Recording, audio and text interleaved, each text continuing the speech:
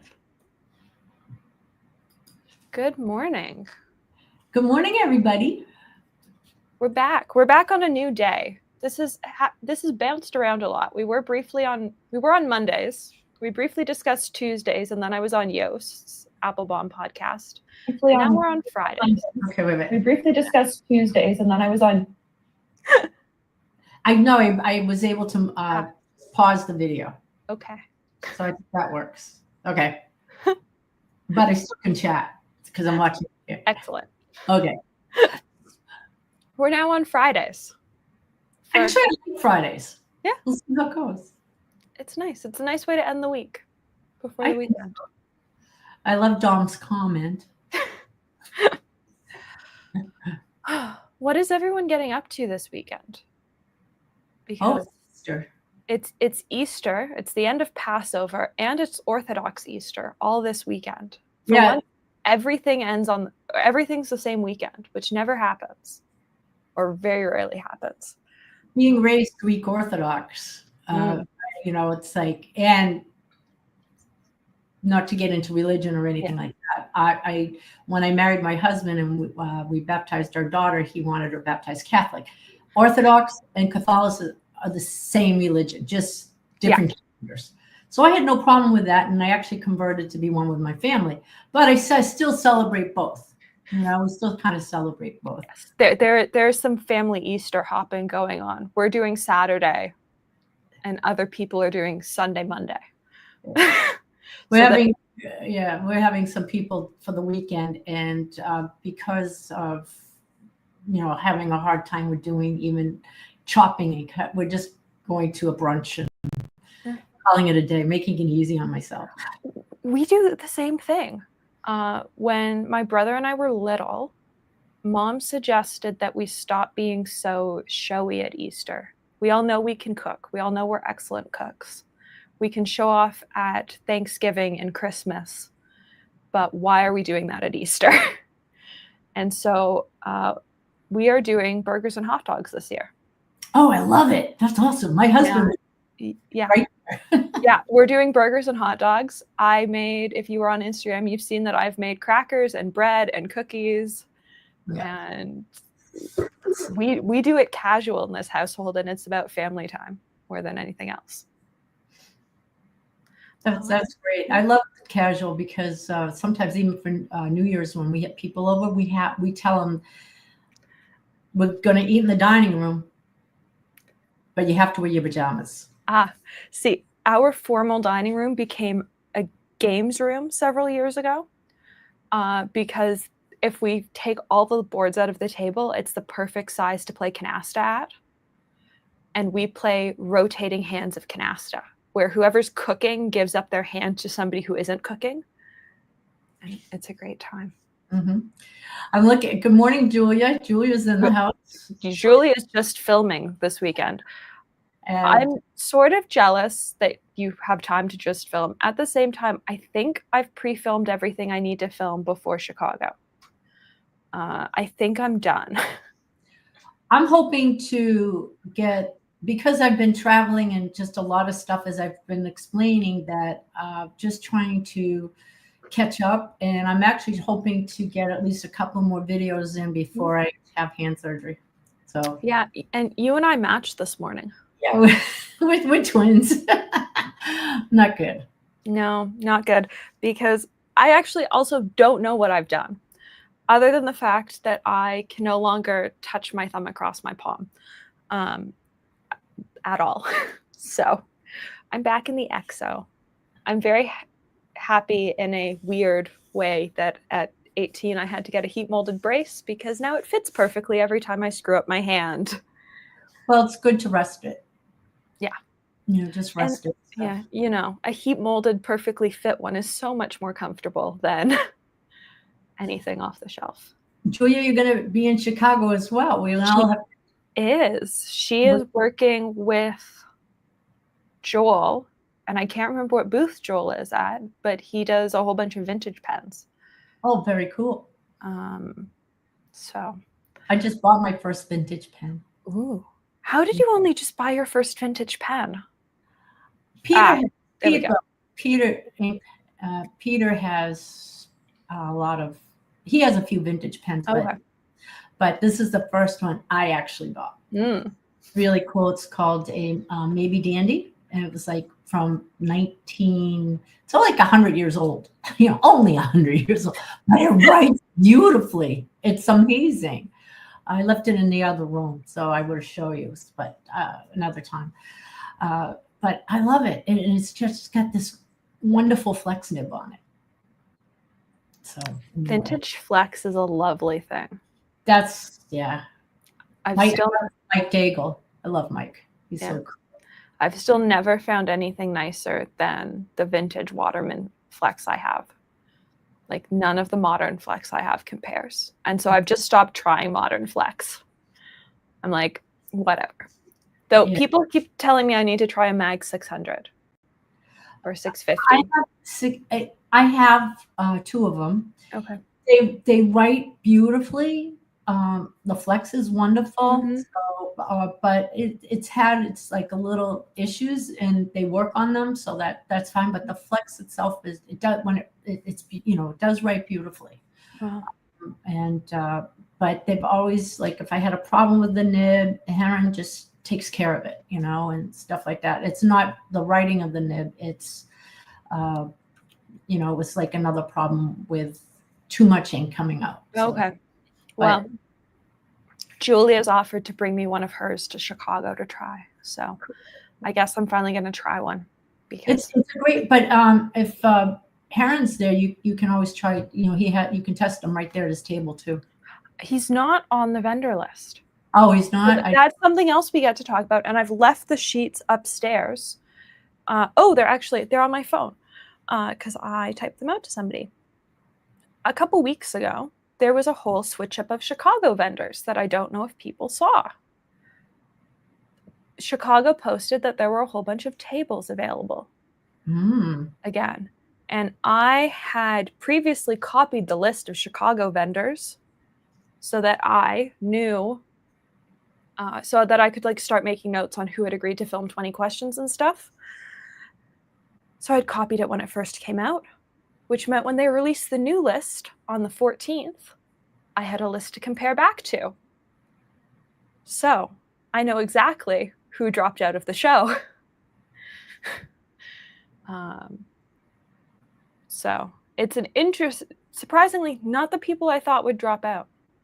Really? So, yeah. I'm wondering if it's because the new location, the timing of everything. Yeah, I don't know. People are afraid with the economy. I have no idea. Yeah. Who knows? William says he has nothing else in his collection that does what that nib does. Now, I agree. It's a beautiful nib. I love writing with it. I love the flex and learning. When I first started writing with flex nibs, I had to learn about, just flexing on the downstroke. Oh, yeah. And so that was but I love it. So see, my thing is, I've come from the brush pen world where I'm already used to only flexing on the downstroke. So I think I'll have an easier time with them. I just really don't like the Yovo elastic nibs. Like I've got a couple of those. Flex nib. No. Yeah, Wendy, flights are expensive. I booked early and I have a lot of points, but I had to do some juggling. Like I'm flying into O'Hare. I'm flying into Midway on one airline and flying out of O'Hare in another airline because also time, the timing for the flights. Here, I'm dropping the list in the chat of who dropped out. Oh, of course, it's screwed it up as I paste it. That's really annoying. Oh, I see that. Took spots. Oh, Yafa and Omas are not going to be there? Yep, they're both out. What do you mean, Omas? Omas dropped their table.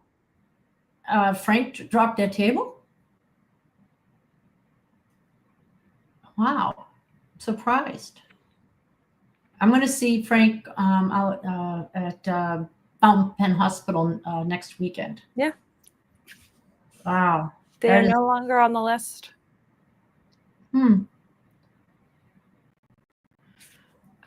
sometimes hate StreamYard because they were formatted properly until I pressed send. Oh, okay. Wow. Weird. Yep. I think that's so weird. The Yeah. inky nib. I mean, some people wanted to get in at one point. Hey, Dom, yes, see you at Fountain Pen Hospital. I can't go. Lots of people that wanted to get in are in the list of people that then ended up getting a table when they released the batch from people that dropped out. Navaler is part of the Atlas mega booth because Atlas's booth this year is made up of 9 tables, but is actually, I think there are. So did they drop out then? I'm wondering if they dropped out because they're going to be at Atlas. Only Navaler is apparently behind Atlas. Omos isn't, which is interesting. I'll have to find out more.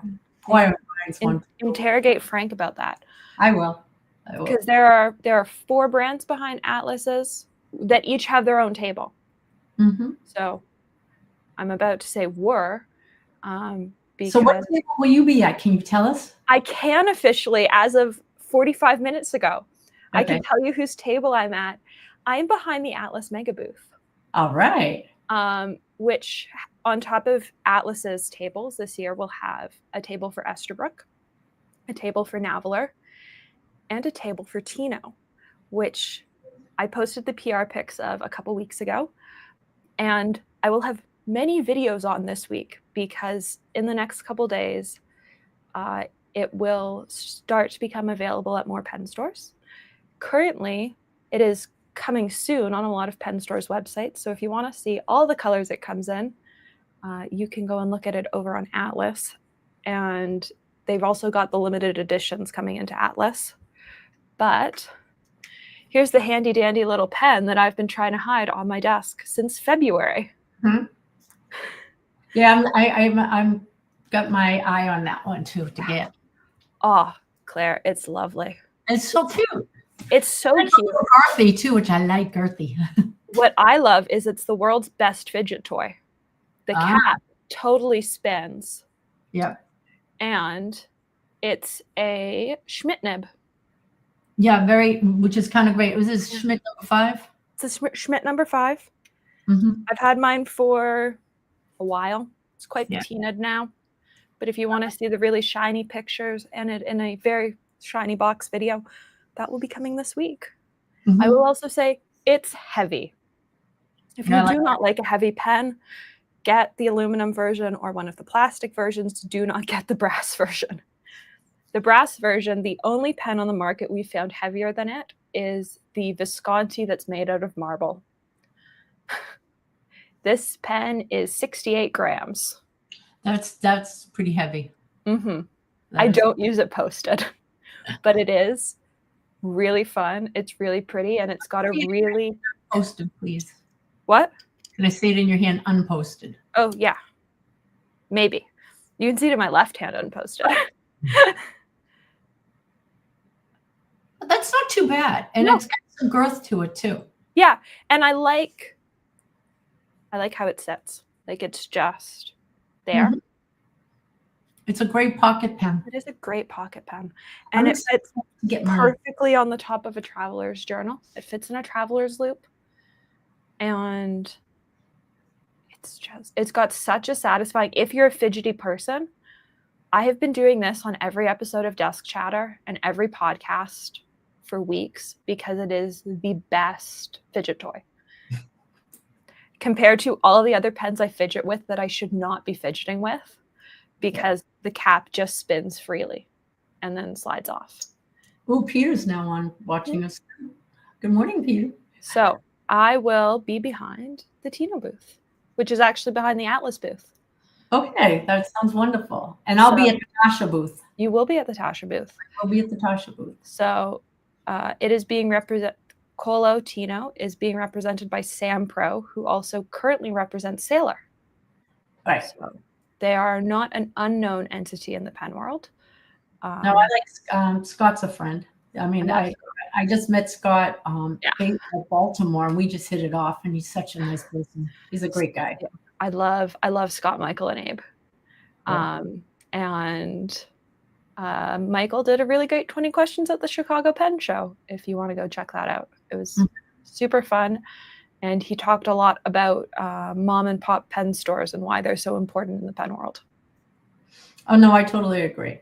Yeah, really totally agree. I mean, I have I gave a talk I was talking with friends the other day, and you know, my thing is I would rather purchase from a mom and pop than getting it from the vendor directly, because a lot of vendors now sell directly. You know, even when it comes to inks and stuff like that. And a friend of mine was going to the vendor directly because they were selling to him, which I said, but don't you realize you're hurting the mom and pops? What, just like save $10? Yeah. You know, no, I won't. And so that in itself, I mean, I'd rather help out the mom and pops for that. Yeah. The only time I buy from vendors directly is at pen shows, because you've got people again like Tasha, like Navaler, like all those brands bring booths. Yep. Where really the stores that bring big booths are limited. Atlas will bring a big booth, but Luxury Brands of America will bring a booth almost the same size, and they're a distributor. Right. So, but they give the sale to, yeah, you know, they do give the sale to the retailer. Yeah. You can, you know, which I think is very nice. Yeah. So. Yeah. So anyway, but yeah, I'm very excited. There will a whole bunch of us be working at the tables. There's so many people behind tables this year. It's going to be a great time. And with you know, my dear friend Sue Beck will be at the Tasha table. You're behind Tasha. I'm behind the Atlas Mega booth. Julia is with. She's over at Ink Pen with Joel. There's a lot of people there. There's a lot of people. It's going to be a fun time. That's the best part of going to pen shows for me. It's the best part about going to a pen show, especially the after parties. Yes, but I will. Yeah, I didn't do any of the after party stuff last year.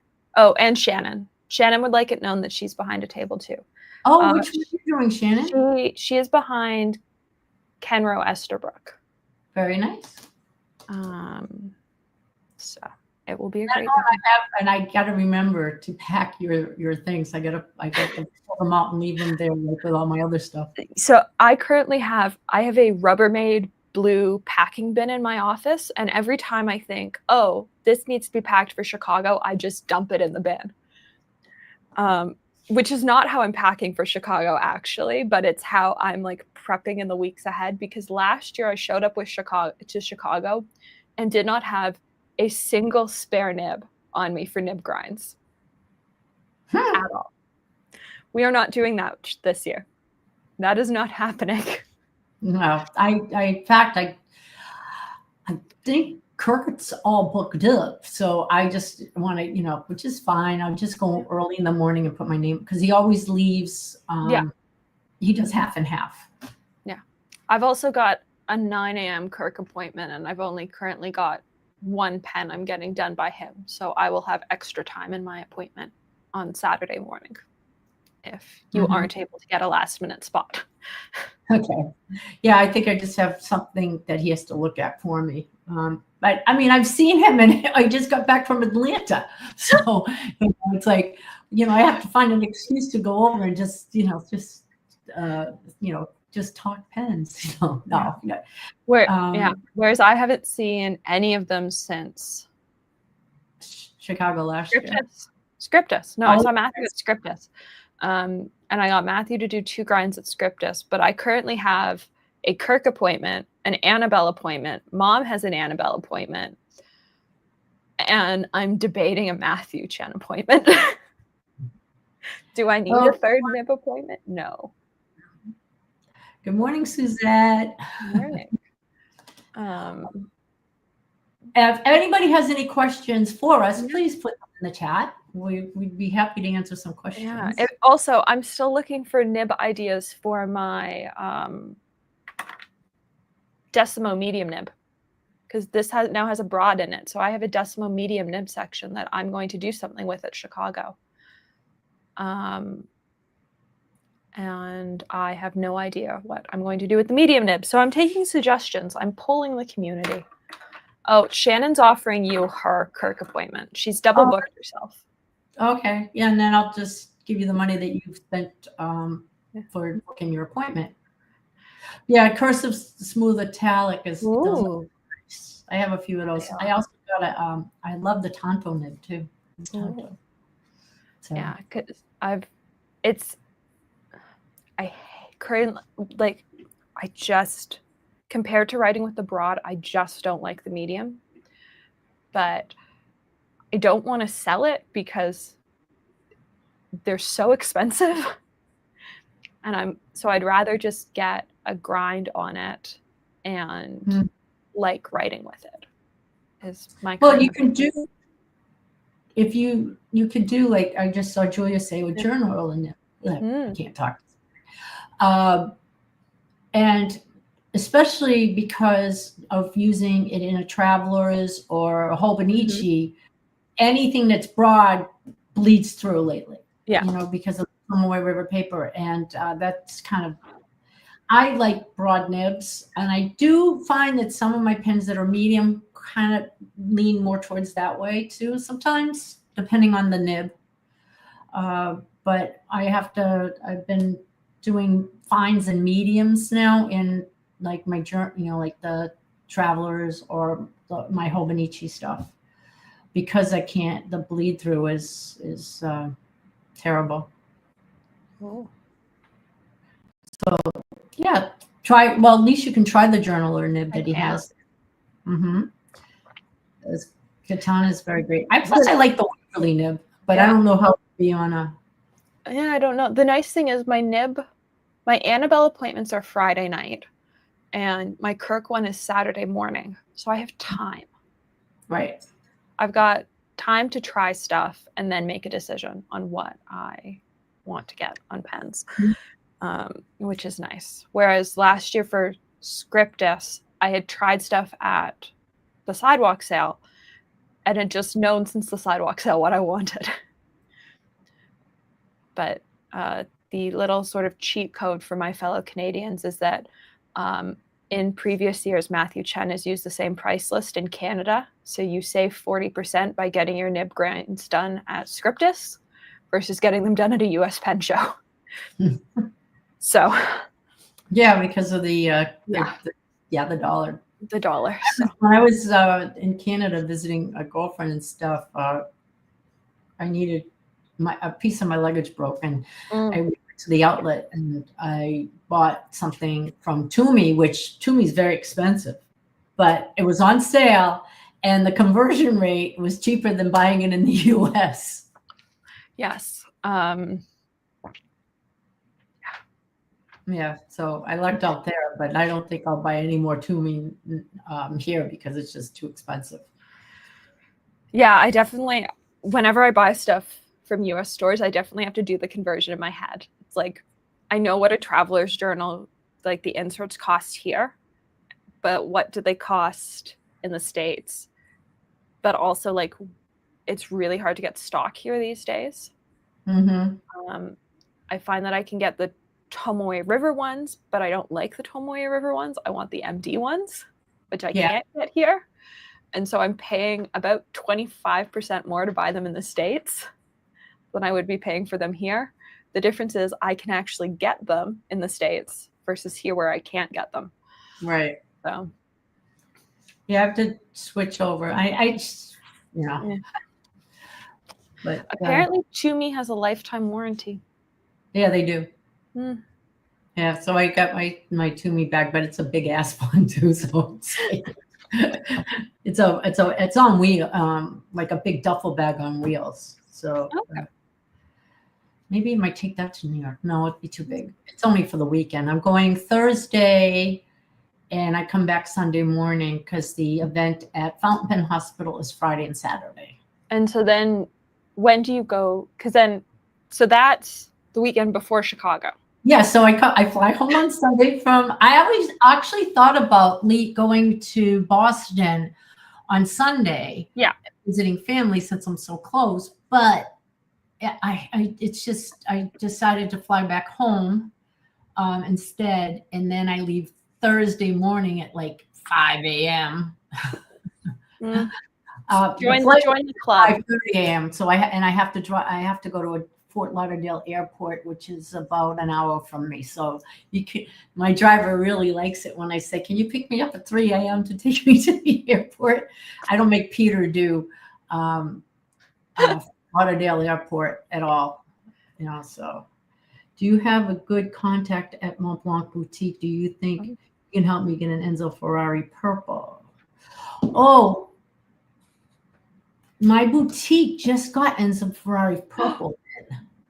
I'm so jealous. I can find out if they still have it, and I can get it. I can pick it up for you and have it. But I know that the Boca Raton Mont Blanc store has one because I was there, and I already have it. So I didn't, and I like the Beatles purple. So. Claire, can you buy 3? They only had 1. So I'm trying to track down the new blues, the 2 new blues, and so I got them. Oh, I'm so jealous. I've already texted my sales associate, and he said he isn't back into the store until Saturday, and if they still have them Saturday, he'll put them aside for me. I like the Beatles purple. So I have 1 Beatles. They had the it's called Coal Blue, is the one for the Around the World number 3. Yeah. And the other one is they're very pretty. And the other blue is the ultramarine that's not an ultramarine. Wait a minute. Isn't it? Wait a minute. Oh no, I didn't put it in my phone companion yet. So give me a second. It's in my text thread. Yeah. Oh, I can look that up too. It's this one, isn't it? The Mont Blanc, Master of the Arts. Yes, yes, the Renoir. Yes. Renoir, which is supposed to be an ultramarine blue, and it's not. Not really. No. But it's really pretty. It's very pretty. I did swatch it. Okay, wait a minute. I'll be right back. You can talk. Go ahead. Just send it to your folks. I'll go get my swatch card. Thank you. It looks very purpley in its undertone, and I very much like that. So they might be joining this collection of limited edition Mont Blanc inks if they have them in stock. I didn't even think about Enzo Ferrari purple. I've just assumed that it's out of stock everywhere. So I didn't even bother to ask for it. Maybe I'll send another text. Maybe I won't, but I might. Oh, that sucks, Janet. Well, if I go to the store on Tuesday, I will see if they have it. And if they have it, I will bring it to you. Okay. I'll text you. Alrighty. So it's like a purpley blue. Okay. It looked very purple in the swatches I've seen of it. Here you go. Oh, it is very purple. It's purpley blue. There's yeah. some blue in it, but yes, so there's my swatch card for that. And then the other one, which is the Around the World in 80 Days, it's called Coal Blue, but I don't see any blue. It's more gray. Oh, I thought it was called Cool Blue. No, Coal Blue. Coal Blue. Okay. Yeah. So they had it at the store. After this, I'll contact my person at the store and I don't mind taking a ride out tomorrow. I have company coming in later tonight, and they all love going to the Mont Blanc store with me. I did get some. I did get some. We found My Claire, are you dealing inks in Chicago? Am I what? Are you dealing inks in Chicago? Well, I know that Tasha will have inks there. Okay. Okay. Tasha will have inks there, but I can bring, if I find stuff at the Mont Blanc store, I will bring them with me. Okay. Yeah, I can bring them with me. I'll pack them up really good. Yeah. No, Peter found the Mont Blanc Maya blue, which is very hard to get. Oh, I love it. So I have a sample of that, and it's great. Beautiful. And then, but it's so funny. All my women friends love the Maya blue, right? And all the guys like the Egyptian blue. So I was lucky enough to get a sample of all three that were part of that set. So I've got the ultramarine, the Mayan, and the Egyptian. Yeah, the aquamarine I didn't have to swatch because I already had it swatched, so it's in my book. But Peter he found the triple. So yeah, and then so I don't know what I'm doing with all these like 600 bottles we have. That's fair. Yeah, and I'm just buying more ink, honestly. Yeah. No, I meant Mont Blanc under the table. Are you dealing inks? Hey, you could. I could. You'd probably make a killing dealing limited edition Mont Blanc inks under the table. Especially, like, I was surprised because usually you go to the boutiques and they get nothing in. Every time I go by, and it's like, they hardly get anything in. I'm surprised. Yes, ink is an addiction. It is. Alexander, we need to fly to Florida. Yes, come on down anytime. At some point. No, I was really surprised when I texted my sales associate, and the answer wasn't an automatic no. It's normally we're already sold out. Yeah. And this time it was we know we're getting a restock over the weekend, and if they haven't already been allocated, I'll set them aside for you. Yeah, I just opened up there. I said, open your bridge drawer and let me see what's in there. Oh yeah, no, they open up the ink cupboard for me when I show up there too. And anyway, since I ran out to get the my swatch cards because it was sitting on my desk out there, I did bring my little maybe dandy net. It's super cute.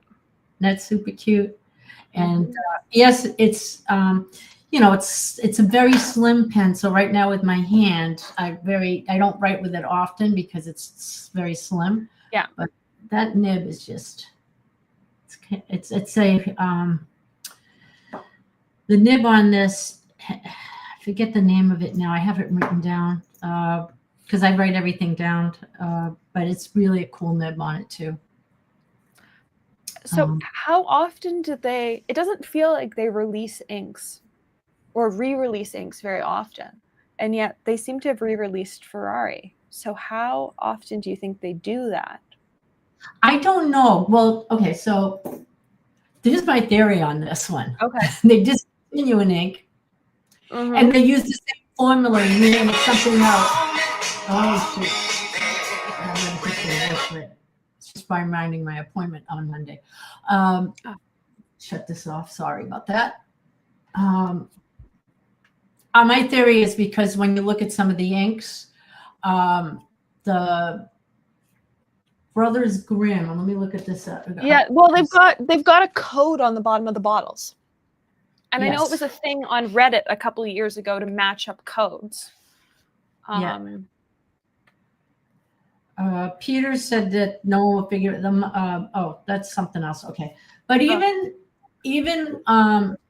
the Brothers Grimm looks just like Monty Grappa's Harry Potter, Slytherin.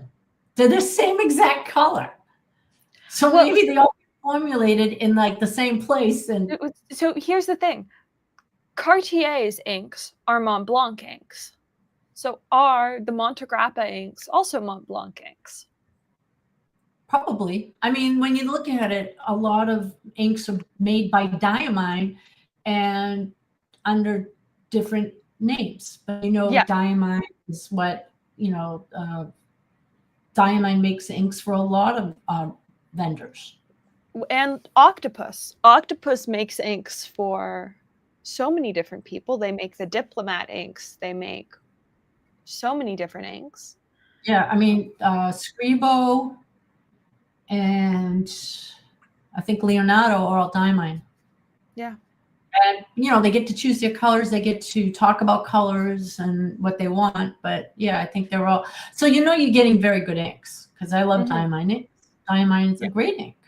I use them in a lot of pens. So something about the octopus, Peter really loved, when you look at octopus inks, he loves sheening in inks. Yeah.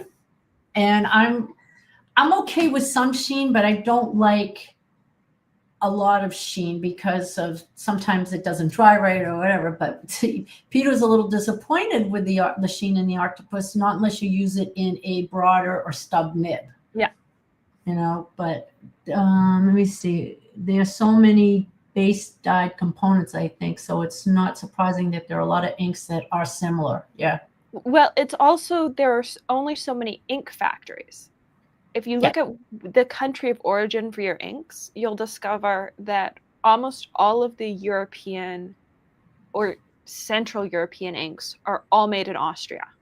And so they're probably coming from the same factory. Yeah, I think so. I was just reading Comic Elf's quote, which that's where I was reading from. But yeah, I agree but hey, and then with some pens and I'm just checking my lighting here. With some inks and some pens, you have to be very careful with what you put in what pen.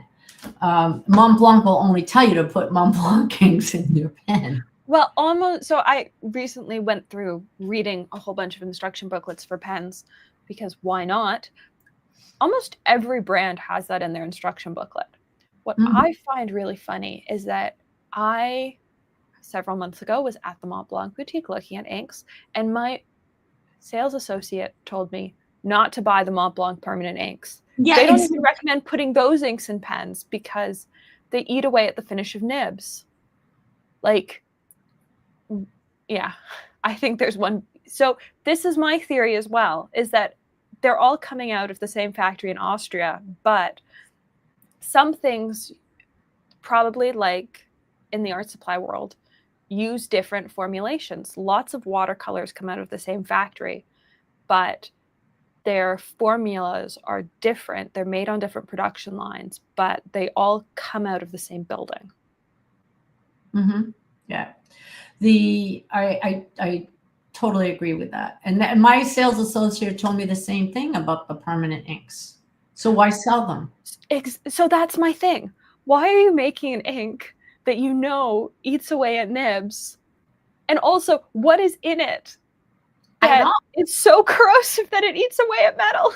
I think that what you need to do, because I've said that to a friend of mine who only uses a combination of the permanent blue and black. He makes his own blue black. Okay. That's the only ink he uses in all his pens. Oh my God. He only so basically he only has one bottle of ink. We laugh at him, but it's like I would say to him, "Hey Jay, what do you think? What ink do you think will go good in this pen?" And he laughs, but he only uses the blue black. The thing is, he cleans out his pens a lot too. So he doesn't let it sit in a pen very long, or he's writing so much that he's fine. He says that he's never had a problem with that. Yeah. People that leave inks in their pens for a long period of time and they just sit in there, I think may have a problem. I also, speaking of pens ink sitting in pens, a pet peeve of mine is, we buy stuff off of eBay. We buy some used pens and everything. Why can't you clean out the pens? We get a pen in and I go to open it and I get ink all over me. You don't ship a pen inked. No. The only time that I find that okay is when I'm buying from an estate sale. Yeah. At that point, like, I don't want family members that might not know how to operate a pen messing with this. I want to buy it as is and do the cleaning and stuff myself. Right. I totally get it, because there's some people that have no clue about, you know, Yeah. if you look on eBay, this is a point, like they'll get stuff in from estates, put it up for sale, and then you ask what size the nib is, and they have no clue what you're talking about. Yeah. So at that point, you know, because just selling an estate of stuff. So yeah. Like our local auction house 2 weeks ago had 3 vintage Esterbrooks. They went stupidly high. I didn't come home with any of them. But when I looked at them, like, I was perfectly happy that they were still dirty, because it meant that no one had messed with them and tried to clean them. I much prefer to buy vintage pens that way, where I know that no one has attempted to clean this at an estate sale, versus a pen at an estate sale that looks pristinely clean, because there are 2 options. That pen has never been used, or somebody has cleaned this and you have no idea if they've cleaned this pen properly or not. Yep, I agree. You hope that they were never used, right? You know, you're getting like new old stock, as they call it. People buy pens just to keep in a collection. I know a friend of mine just got this estate. She got asked to sell this estate for a woman. Her husband had passed away. She knows nothing about pens and could care, you know, but she had them. Her husband had them all in their boxes. Some he used, some others he didn't use. He was a collector of pens, and those are kind of, when you knew someone that took very good care of them. He'd get a pen and maybe use it once or twice, and then he'd get a new pen and he'd clean it and put it back in the box. So those are pretty good. So let's see what else. Oh, so I did a video that I posted yesterday on a company you never heard of. I had no idea. So I think Wednesday you texted me about a brand. You asked if I wanted to talk about this brand, and I went, I know nothing about them. And I am totally happy to do lives like that, because they become a total learning experience. Right. And then yesterday you released a video. And so I've watched the video. I've sort of done a deep dive into the brand's website. And now I'm ready to learn more. Okay, well, you know, it's interesting. I wanted to know how they got their name. And so I'm really excited about this, because my husband contacted Fabrizio, but I never got the email back about how their name came about. So I just went with the video. All right. It's so interesting to find out that the owners, Antonio and Mario Esposito, started the company in 1982. And so it's a fairly young company that's like 43 years old, you know. And so it's been around for a long time. And they got their name because they are big fans of Marlene Dietrich, the actress. So Marlen is named after Marlene Dietrich. So in my description below in the video now, I can edit it and put that in there, you know, at least in the description. That's so much fun. But in the email I got, and this has never happened, I was very excited. They loved my video so much that he sent it to his social media team and is sharing it on all their social media now. And I thought that was pretty cool. So I want to thank Alan for doing that. I'm a collector, and we just love these pens. And I love pens that tell a story. Yeah. You know, and that's what they have, and that's what their goal is too. I didn't read their website. I didn't really read a lot about, you know, some of their story before I started figuring out what I was going to say. And for me, I always like pens that tell a story. Let's see, like so Peter's like, which one do you think is your favorite? So far, I love this one here, which is they've done it after Christopher Columbus. Oh, okay. as you can see, there's a picture on the sterling silver. They engrave a picture of Christopher Columbus, and then they have the ships behind him. And they were just really beautiful pens, and they write beautifully right out of the box. No, and they're super pretty. Like I couldn't, when you were showing them yesterday in the video, like the detail of the metal work on the pens is stunning. Yeah, I realized too that I should slow it down a little bit. And then on the Leonardo da Vinci, I had to look up what this material was, casein, because I never heard of it before. And it's actually a protein. Oh. Made in, and they use the milk protein in some plastics. So it looks like ivory. You know, so this is the Leonardo da Vinci, and and this one is a cartridge converter pen. Yeah. The one thing, it's a lot of turns to take the cap off, but that's okay. I don't particularly mind, but even the nibs are beautiful. They're all nice size. These are size 6 nibs, and and the other thing I found out too is, I don't know if you've ever heard, the pen company is no longer in existence. I guess it's called Krone. They don't make pens anymore. So I know of them because about a month ago, there was a pen auction in Montreal where somebody had passed away, and he had almost 800 pens in his collection. And they went up in an estate sale, and Mom and I went through the entire auction catalog, and there were a number of Krone pens. And I had sort of heard of the brand before, but it was not until we looked through this auction catalog that I really saw a bunch of them. They are so amazingly cool. Yeah.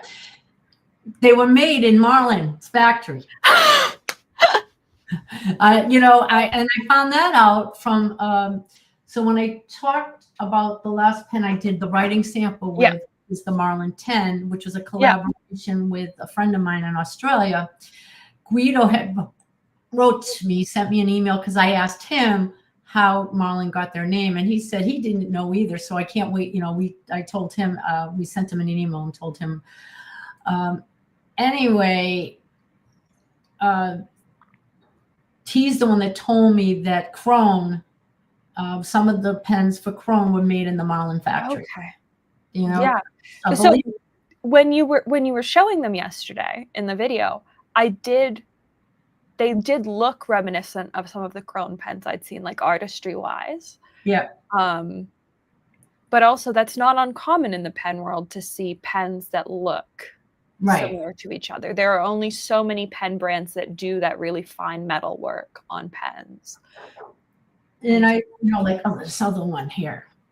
Oh, this is with the Sphinx on it. Okay. And the rings of resin are cut and put together. Like, they're just incredible pens. I am not Catholic. I love the Vatican pen. Oh yeah. Like, the metal work on that Vatican pen.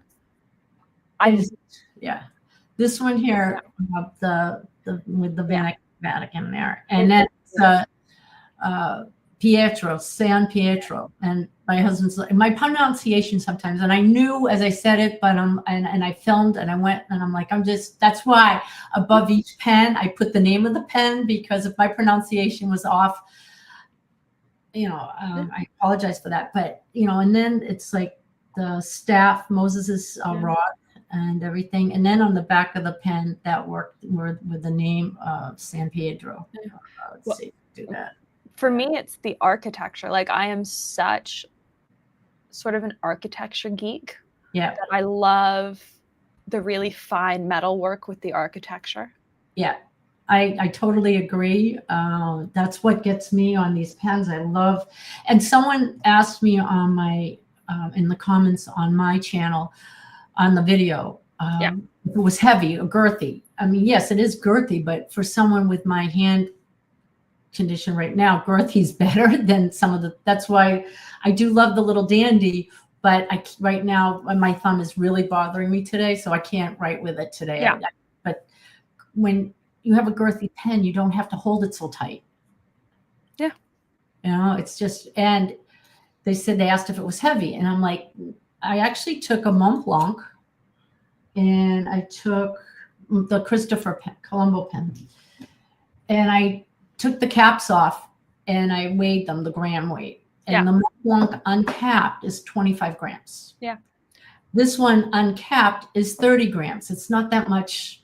No, so I recently did that with a bunch of pens, and I've discovered that it's really, and we talked about this on Desk Chatter this week, it's all about how a pen's balanced and where the weight point is for how heavy a pen feels. Like, I have pens that actually weigh significantly more, but don't feel as heavy because of how they're balanced in a hand. Mm-hmm. So really, I think it's all about how a pen feels in your hand. Like, some things will feel much heavier to you than other pens when actually they're not as heavy as some pens. Right. The same thing with like Covecos. Yeah. I only like the aluminum ones. They're great little pocket pens and stuff. Or I have one brass one too. The plastic ones are just too light for me, and I like the weightiness of that. So totally, and then it, like you said, it really depends. I was just about to say that the balance is, so you are correct. Some of the other ones, like this one here, I think it's Moa. It's the Easter Island. Look at the figures. I'm just trying to figure out what this is.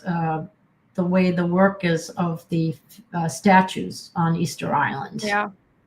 So they all tell a story, and Peter bought these, and they came in, and I'm like, what are these? They're really cool. He won't let me ink the San Pietro because he says it's just too lovely, and I'm like, it's white celluloid, but it has a red section. I was gonna say it's the one with the red section, so it doesn't get dyed, unlike the white Visconti. Correct. And you know what I did? I did ink. I have a Monte Grappa that has a white section. It's my chef's pen. Okay. And I took Scotch tape and I put it around the section as I did, make sure I didn't, so to try to protect it. And it worked fine. But also not using an ink that is very staining. Yeah. Doesn't have, so I used like a brown ink in that, and it wasn't like a heavy. I just can't remember the name now. It's just sold age. No, but you know what I mean. Yeah. My thing is, I cannot handle a pen that high maintenance. I do not want to have to Scotch tape a pen before I ink it. I barely like to clean pens before I ink them the first time. 90% of the time, actually more like 98% of the time, I do not clean a pen before I ink it the first time. I will clean it if it doesn't write, but otherwise it's not getting cleaned before I put it in ink. I just don't bother with that. Like, I do not have time for a pen that's that high maintenance. Well, I said to myself, well, I'm going to do I'm going to do the video on the Marlens, and I decided to ink 4 of the pens, and but what's the point of owning it if you don't ink it up? It's a pen. Well, that's the thing. If it's a used pen that he gets in, he inks it right away. He's afraid it's his thing, and I will just take it. Now he'll use these pens because I've inked them. Okay, so I inked 4 of them. I wasn't going to ink all of them and do a big writing sample. And they wrote quite lovely. Like, I have no problem with any of the nibs. They're pieces of art, yes, but they're also writing tools. Yes, yeah, exactly. And why not write with something beautiful? I know. Life's too short to write with an ugly pen. Isn't that on Retro 51? I think that's their motto. I think it's Retro 51s. Yeah, I think so too. But I was just very. You have to help the pen fulfill its purpose. Yeah. I like what Suzette just wrote. I do too. Yep. So, yes, you do, and it is. Yeah. So like that song, the purpose of a man is to love a woman and whatever, but that's the purpose of the pen, is to love it and write with it. Yeah. You know, I cleaned out a bunch of pens before I inked these though, because I don't like having all these pens inked. And I know, I mean, Kari has like 200 pens inked, and I'm down to 22 pens inked. I guess 23, because this has been inked for forever and I haven't been able to talk about it. So I'm down to 23, but I have a pile to clean because 6 pens does not feel like enough to like bother to clean pens. So they're just like sitting and waiting, and I will probably clean pens before we leave for Chicago. Did you ever see, or was it her Blue Tastic? Yeah.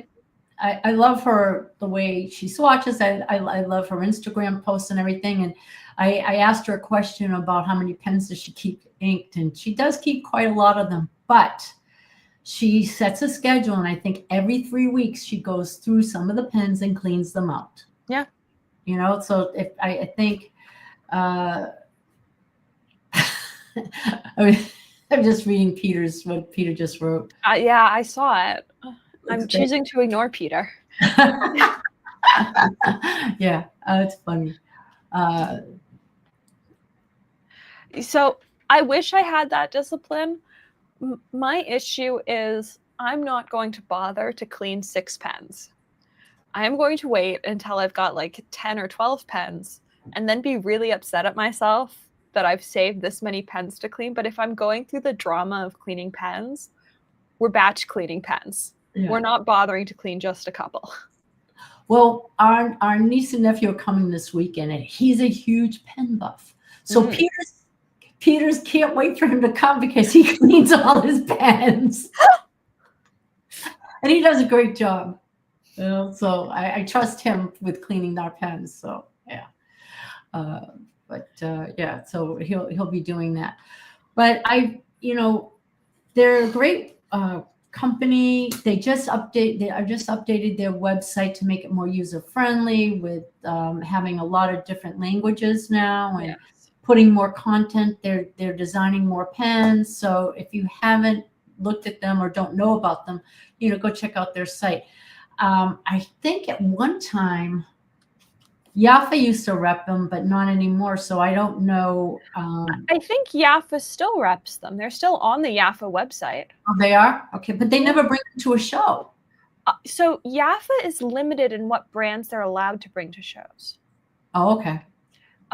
Distributors allow if pens are allowed to come to a show or not. And so they might have a rule in place that their pens are only allowed to go to stores, not shows. Mm-hmm. I have no idea, but I know that they want to get more into the U.S. market. So, in talking, when Peter was talking to his contact there, and Fabrizio is his contact.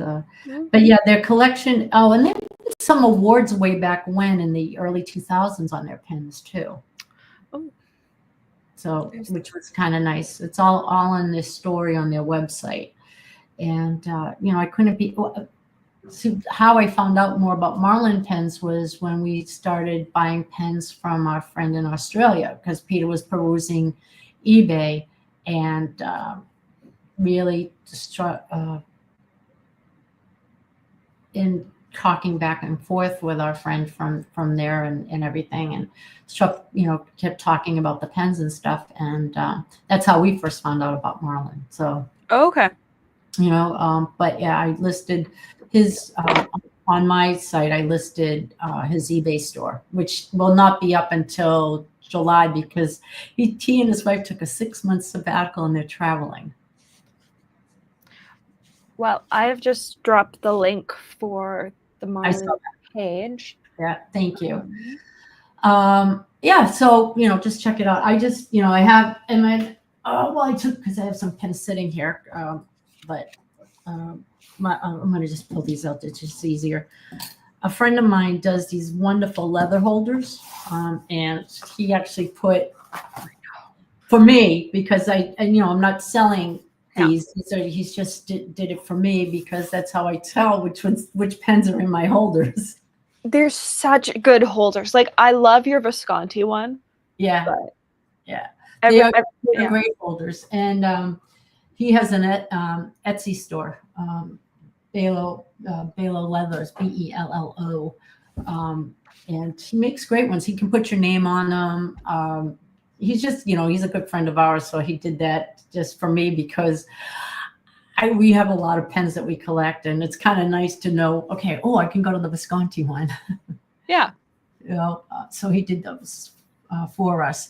I actually had one made for Leonardo, and I brought it to Salvatore as a gift when I went to visit Leonardo, and he thought it was like, he called Clarissa up after we left, and he said, "You're not going to believe what she gave us."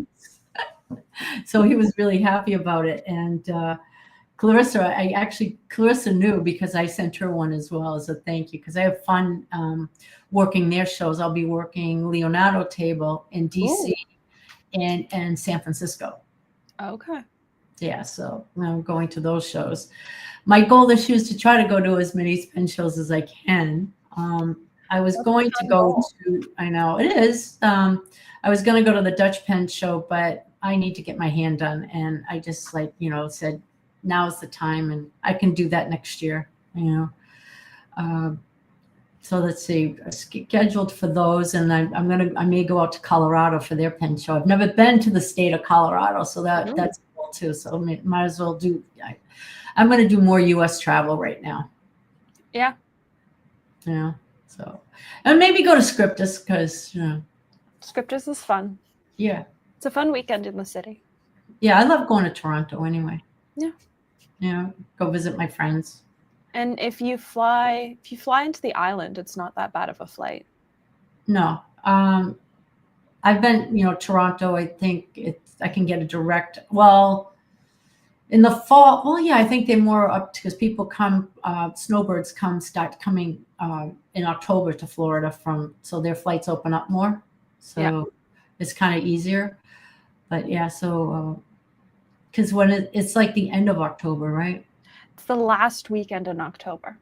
Which is always like Halloween time. Yeah, I want to say it's the last Sunday in October. So they haven't formally announced the date, but everyone's assuming that it's October 26th. Oh, okay. That's not bad. So Halloween's a few days later. Yeah. So Halloween. Yeah. Yeah. Because we kids here like to dress up for Halloween and go to parties. Yeah, we dress up here too. Yeah, it's kind of fun. I won a Halloween contest one time for my costume. I dressed up like a human jukebox. I had records on. I sewed records all over me, and I put lights all over me, and I did all this thing, and I had a little mini speaker attached to me, and I had my iPhone. I love music, so. So what else is going on? I don't know. I don't think much. No snow on the ground, right? No snow on the ground anymore. Yost and I have decided we're not allowed to do a podcast together in the summer because every Monday night I go to bed and there is no snow on the ground. And every Tuesday morning I wake up to do Applebaum with Yost and it's snowing. Every single week. So how many more weeks do you have with Yost? So we're off this week because he's traveling. And I then have a show on the 29th. And we leave at 4 a.m. on the 30th for Chicago. So that'll be fun. And then I get back from Chicago and I've got one more show with Yost. Very good. Yeah. I know eventually I'll do some more with him. I miss doing his shows. It's fun. I've been having a great time. It's very different to be on somebody else's show versus being on your own show, I've discovered. I don't do very much of being on other people's show. And so it's weird to not have the whole control dashboard thing and be able to control everything. Mm-hmm. I learned what the guest side of StreamYard finally looks like because I've never been on the guest side of one of these until I was on Yost's show. But it's been a good time. We've gotten to talk to some fun guests. We talked to the owner of AP Pens Limited this week. Last week, we talked to the CEO of Diplomat. And in the first episode, we talked about the Dutch Pen Show. Mm-hmm. And I wished I was attending. Yeah, I do too. I really wanted to go, and I said, you know what, this is the only a group of time that I have because the rehab for my hand is going to be 2 to 3 months. Yeah. I mean, I'll come out of the cast fairly soon, like they do it, and I think a week later they take me out of the cast, but then they do a molded brace for the thumb and everything. So I'm still going to be in something. Mm-hmm. And then I think after 6 weeks, I can start doing PT. So that's going to be a long haul. And then I have the Miami Pen Show in July, which is going to be in Fort Lauderdale. So it's a Miami Fort Lauderdale thing. New venue. It's going to be great. It's at like the Hilton Harborside, which it looks like a gorgeous venue. They'll have food. There'll be food trucks there coming in, so people can go out and grab lunch off food trucks, so you don't have to go anywhere. So she's going to be doing a really nice show, and they're going to be doing a silent auction to try, some money too for it, but and it's going to be good. Some vendors have committed to. They're getting more vendors in to sign up for tables and everything.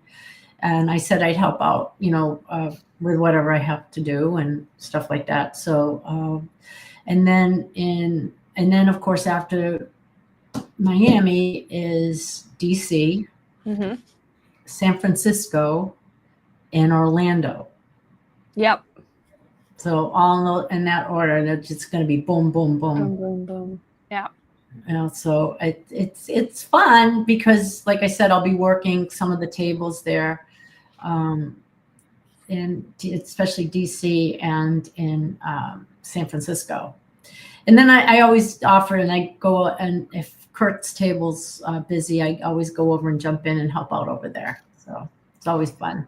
Yeah, no, they are always fun shows, and I don't know what my summer will hold for pen shows yet, but I know that I'm doing Chicago, and Scriptus will definitely be happening, and we'll see what happens this summer. Right. Isn't there another one in Montreal? There is a Montreal Pen Show on May 24th. The issue is Montreal is not close.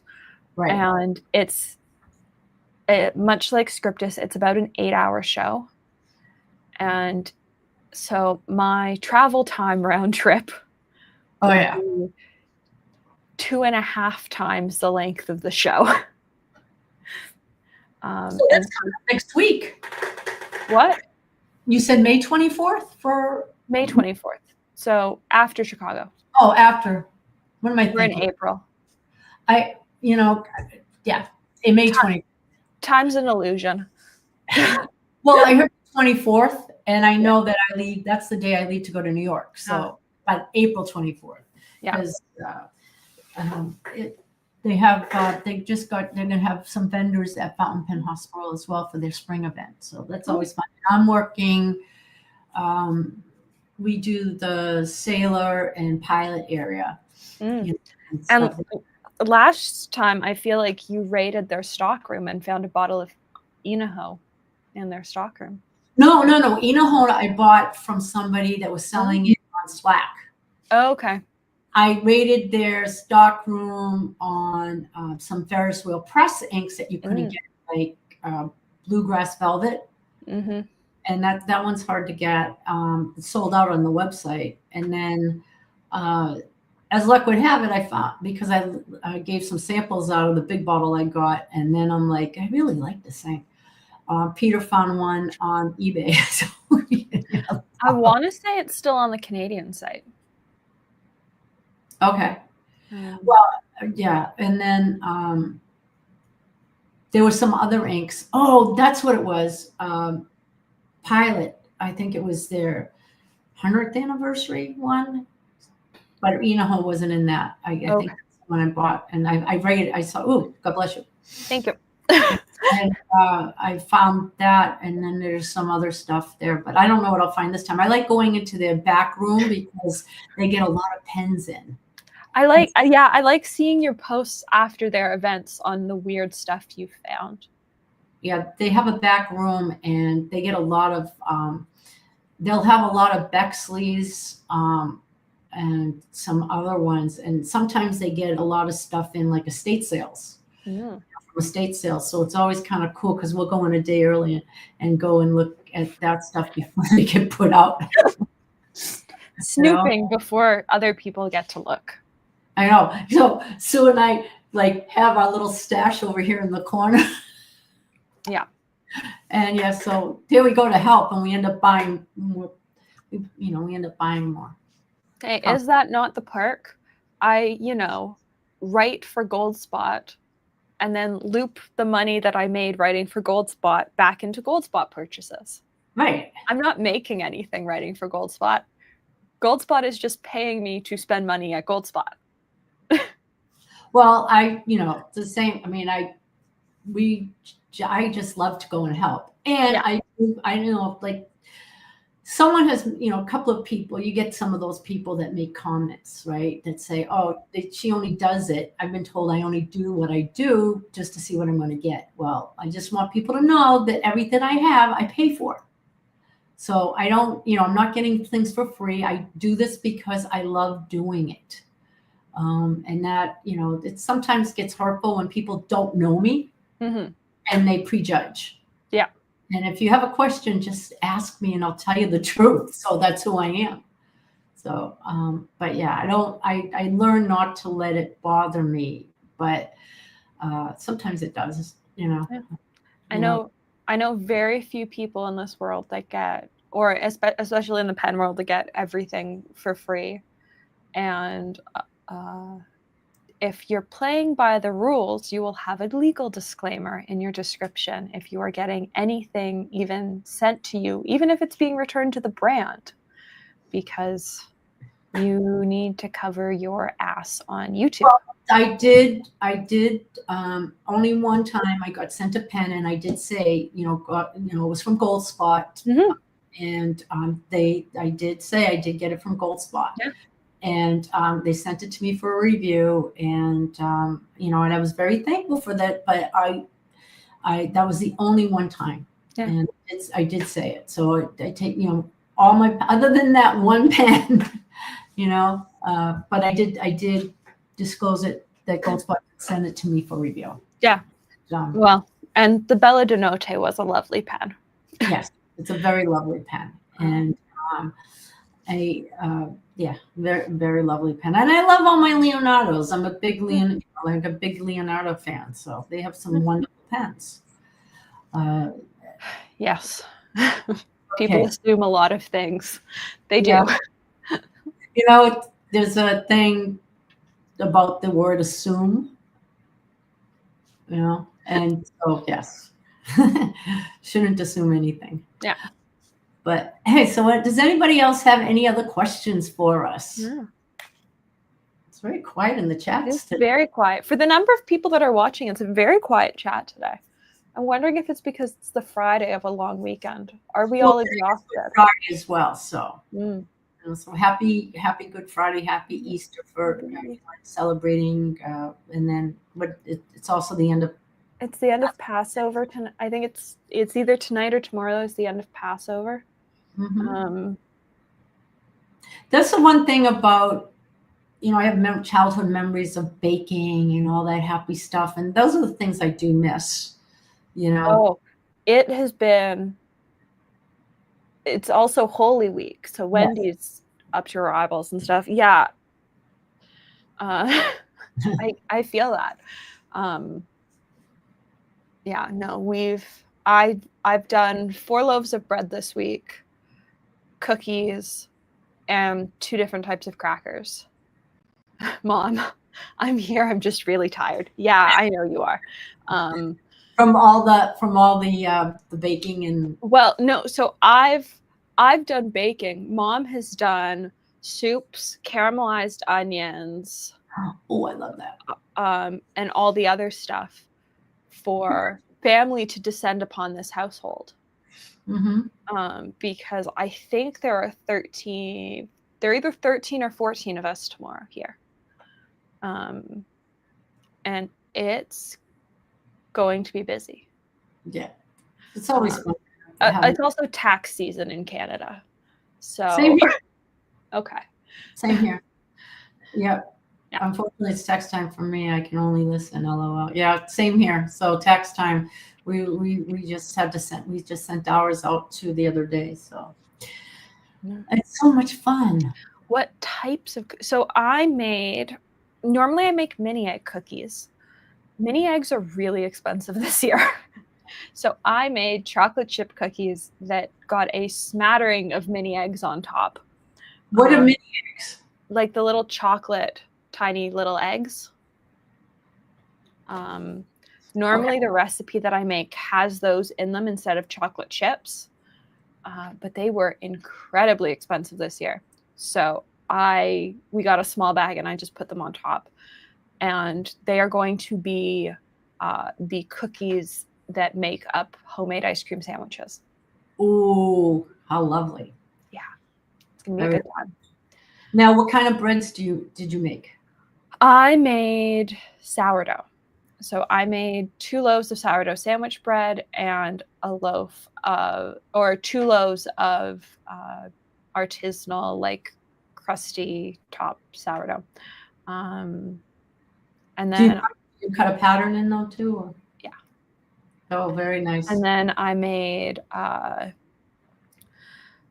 homemade Cheez-Its and herb and garlic crackers. Ooh.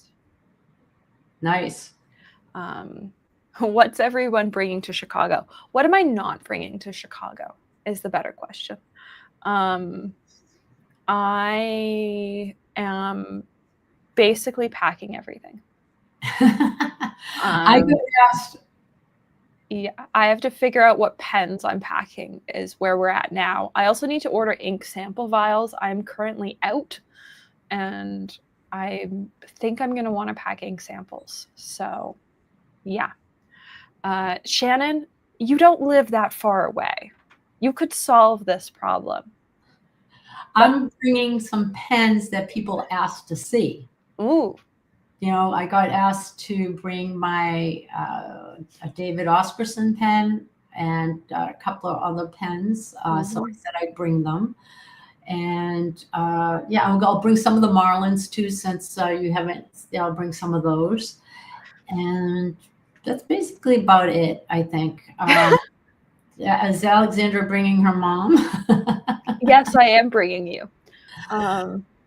Peter said there's 2 very difficult words to say without smiling are cookies and puppy. Yeah, I would agree. Yeah, cookies and puppies. And we have no puppy, but we have an 18-month-old. I guess now he's closer to 20-month-old great-grandchild of grandma's that will be running around the house tomorrow. And that will be a fantastic time. Yeah, kids are great. Babies are great. You know, that's really neat. Going to, I'll have to show Peter some pictures of Karen. Yeah. Peter's not coming to Chicago. Peter's not coming to Chicago? No, he's opted to stay home. He will be in DC though. So I don't know if Shannon, are you going to DC? I don't know if Shannon's going to DC. I don't know that I'm going to DC. I don't know that Mom has attempted nib grinding yet. I do know that she had me order nibs. We've got nibs. So what are you are you going to, I have a friend that's looking for someone to share her room. Shannon says she's not sure she's going yet. I said, I know someone that's looking for someone to share her room. So did she order tuning stuff or grinding stuff? So Julia was on Desk Chatter 10 days ago, 2 weeks ago. Peter, I am bringing cookies. I've already promised Annabelle cookies. and crackers. There will be snacks coming to Chicago. I plugged in the grinder and watched wheels turn. So Julia was on the podcast 10 days ago. And we were talking about Julia's nib grinding. Grandpa happened to have a very set up workshop and has all the tools needed to grind nibs. And Mom has decided that this might be fun. So had me order a bunch of nibs from the interweb, and interwebs. And Mom, Julia's advice was just try. And so Mom is just going for it. Watch a lot of YouTube videos. Yeah, we'll see what happens. Mm-hmm. My friend Lenny likes to show people how to tune their nibs. Niagara, he has, just some swipe back and forth, but he is into he's now into grinding nibs and stuff like that too. Yeah. So, but yeah, I think a lot of it, watch this. I'm sure there's someone on YouTube that shows someone how to grind nibs. Yes. So Julia's advice was that she just bought cheap nibs and went for it. And now, is that with grinding or just smoothing and tuning? No, grinding. Oh, wow. And so that is how Mom is attempting this. And Julia is also bringing me, if you were part of the stream 10 days ago or whenever we did Dusk Chatter, not last episode, the episode before that, Julia has created my monoline nib. So there will be a video on that after Chicago, because I now have a monoline nib. And I don't have it yet because Julia still has it, but it is super cool. Yeah, I can't wait to see it then. That would be really cool. Really excited. Peter and Shannon are discussing Shannon's dog. Okay. Callie is the cutest puppy in the world, who is not really a puppy. She's a long-haired Chihuahua, and I love Callie. That's, yeah, we living in a condo, it's too difficult to have a dog, and Peter, I like the front end. I don't want to have to deal with the back end.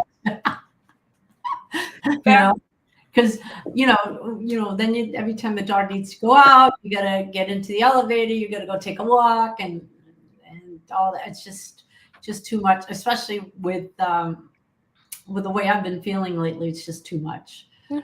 But we used to have a dog way back when. It was when we were in our younger days. But all dogs are puppies, regardless of its age. Yes. I also feel like it depends on the size of a dog. The smaller the dog is, the more it can be called a puppy. If you want a really cute puppy, go to Julia's story from last night. They had their local pen meetup, and somebody brought a tiny little puppy, and it was so cute. The first time I saw it, I went, who brought a guinea pig to a pen meetup? Like, that is how small this thing is. And then in the second video, she showed it better, and it's like this tiny little puppy, and it's so cute. My girlfriend has a teacup Maltese. And I actually found she had one prior to Teddy, and her other one, Skippy, passed away. And the next day I said, you got to get a dog right away. Just do it. And I found a dog for her, a new puppy. And I said, come on, let's get in the car. We're going to, let's just go check it out. And we go, I thought it was a store. He said it was a store. And I go into the store. All of a sudden, this car drives up beside me. And he pops the trunk. And in a cage in the trunk was this time. The dog barely fit in the palm of my hands. I'm like, that poor animal in a cage, and I'm like, oh my God.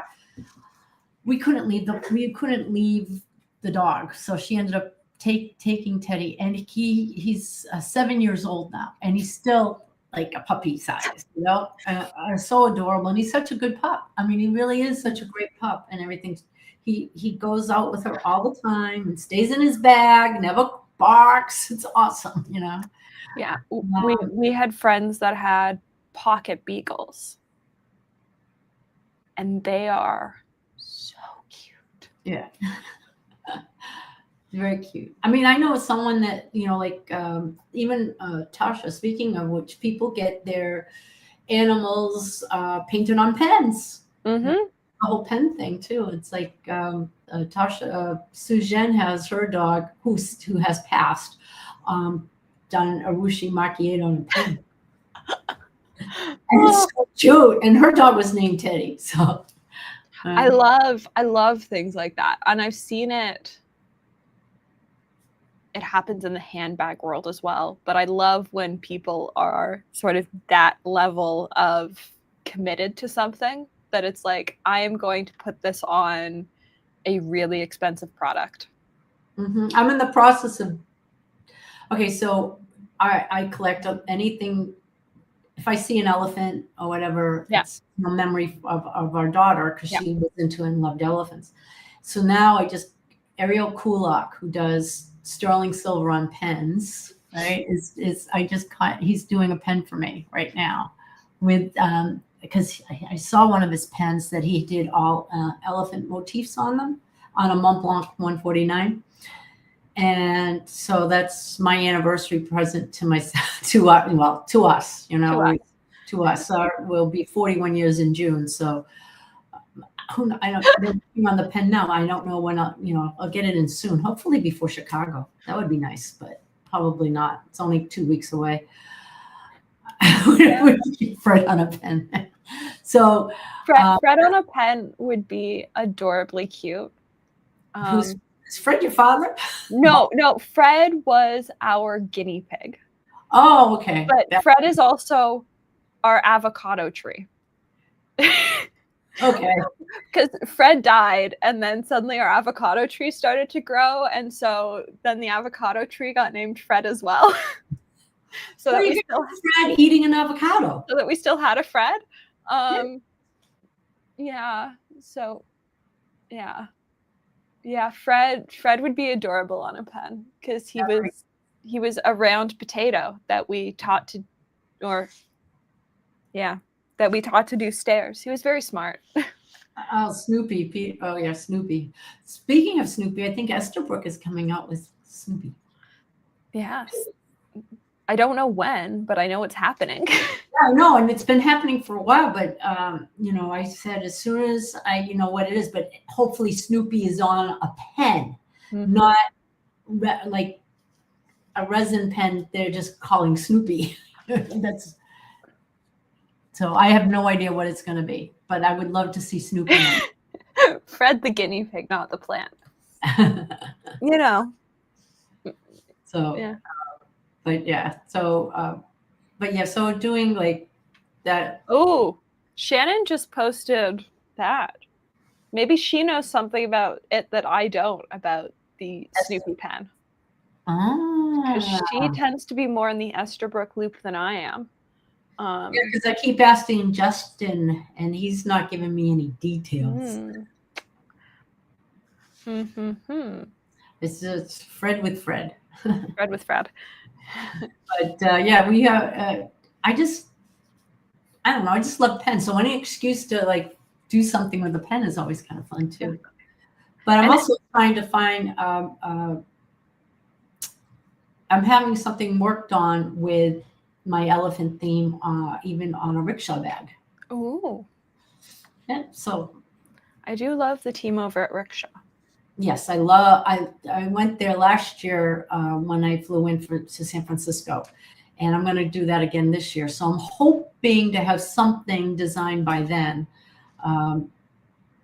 Some people have given me names of designers. I had someone working on it, but I don't know what happened. So I have to, trying to get. I have an idea that I want and I'm looking for, and so hopefully get that done and do some rickshaw bags. I love their new Fillmore, which is the pen case, because it opens all the way like this, and you can have 6 pens or put a sleeve in to make it 8, or with the sleeve pocket goes, you can put a little notebook in there too.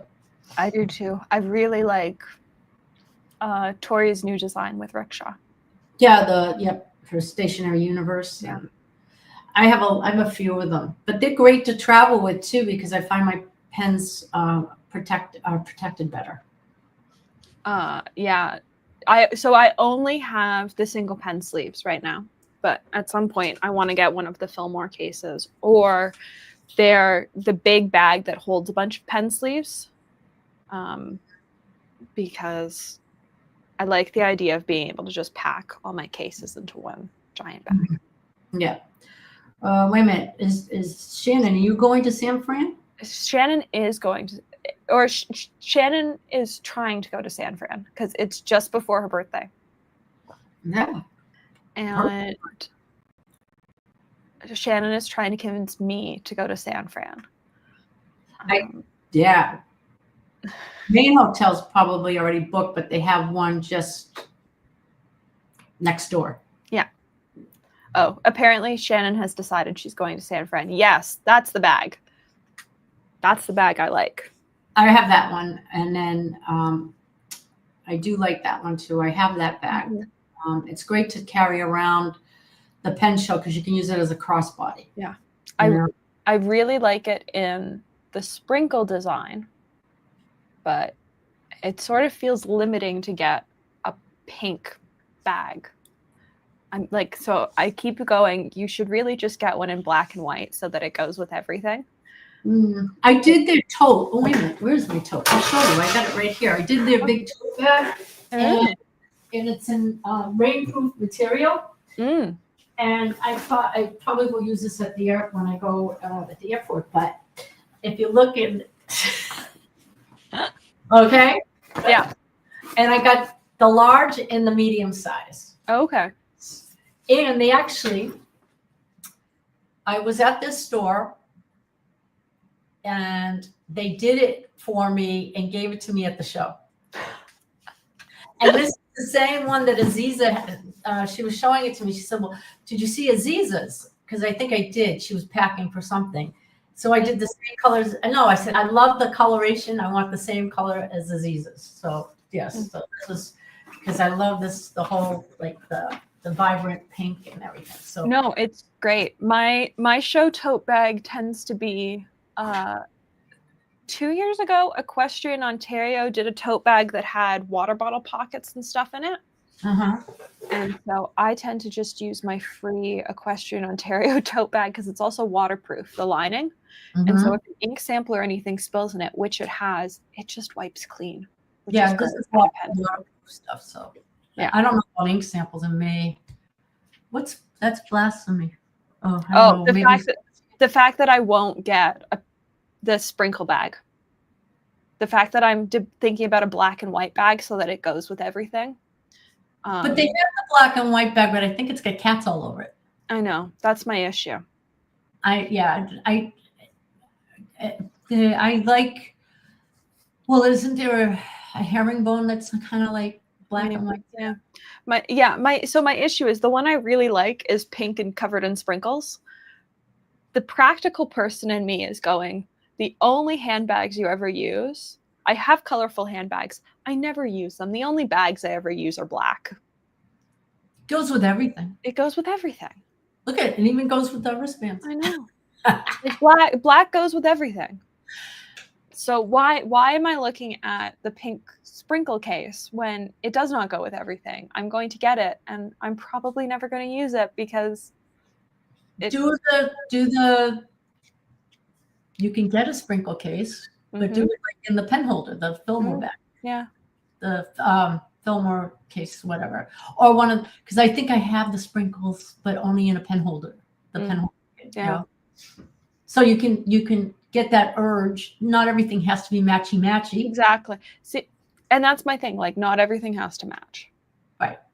But if you want a certain color on the, I don't know what that was. But anyway, what I want, but light pink. Yeah. So Shannon likes your bag. The light pink. Yeah. But yeah, it's all good.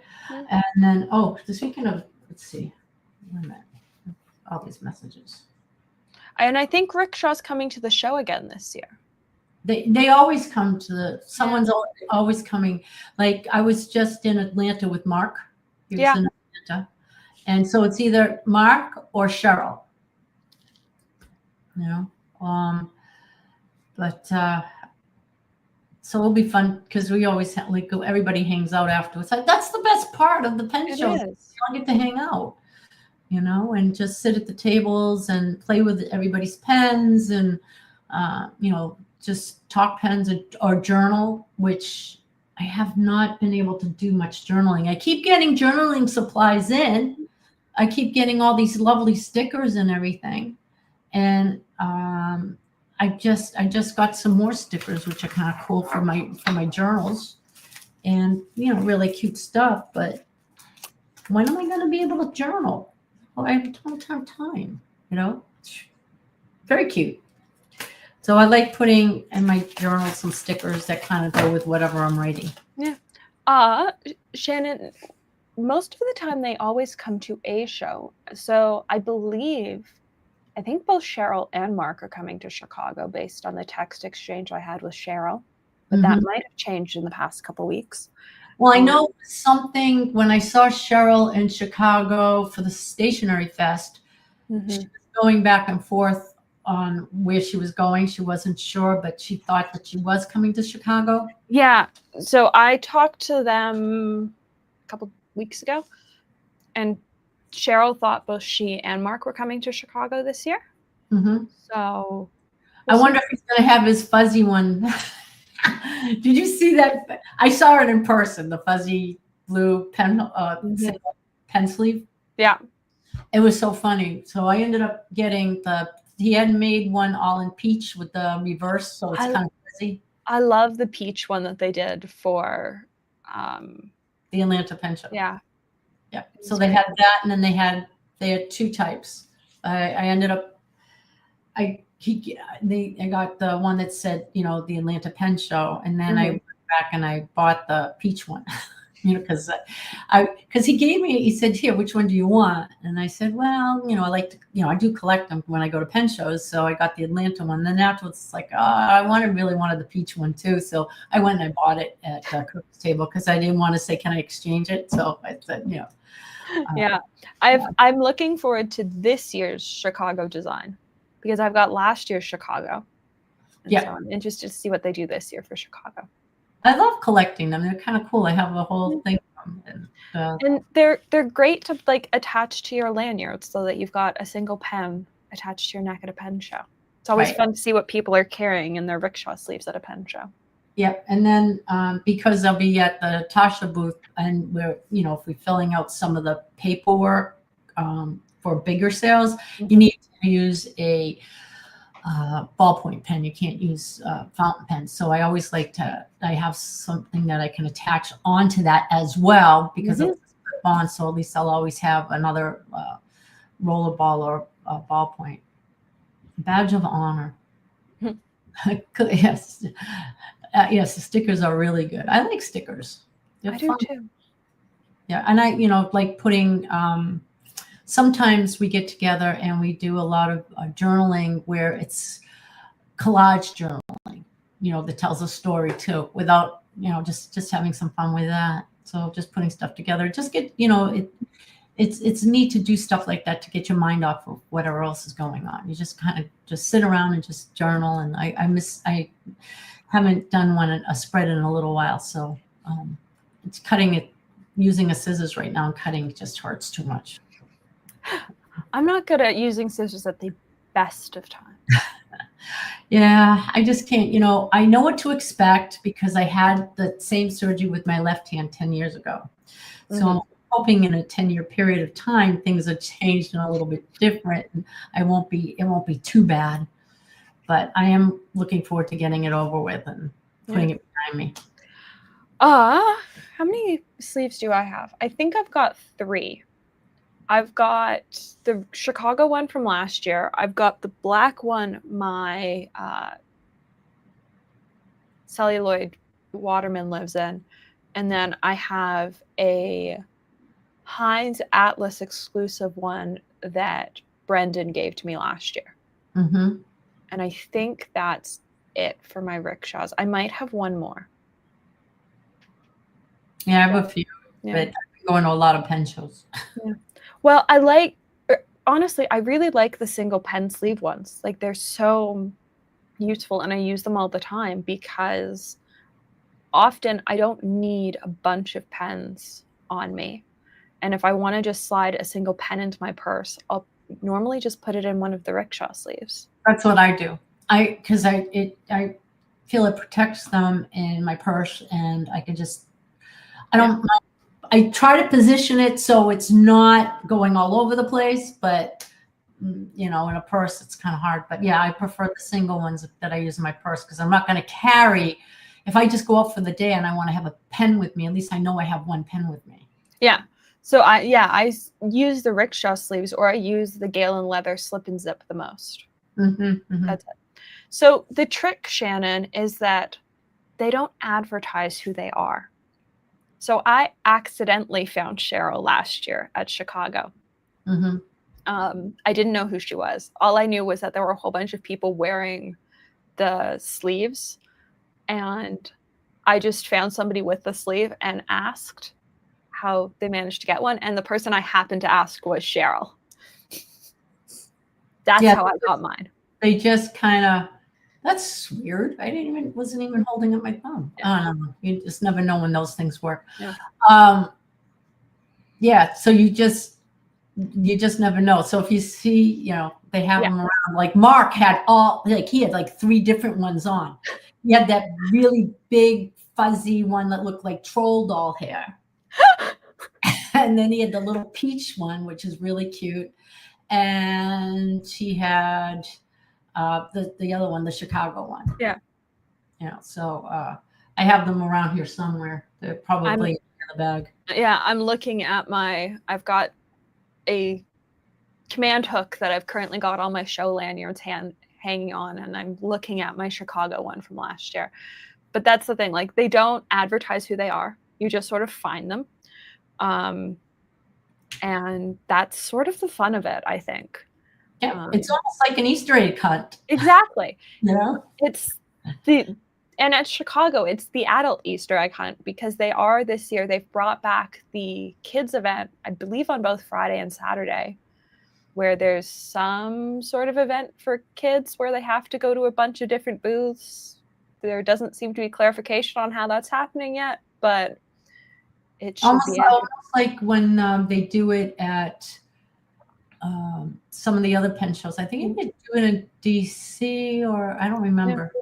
I've seen it before where they have to, like, when you even in like the Chicago Stationery Fest, if you got a stamp in your book, you had to buy something, and if you got a stamp, then once you filled up the book, they had like a giveaway bag. You never know what you're going to get. So all these, giveaway things. So. Yeah. So I don't know what it is this year at Chicago. It sounds like it's been a couple of years since they've done it at Chicago, but they're bringing it back this year. So that'll be interesting. Now, are you going to go over to Atlas before the show?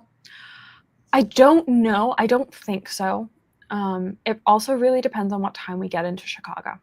Yeah. We're trying to my flight gets in at 8:00 in the morning. Okay. So that shows you how early I'm leaving.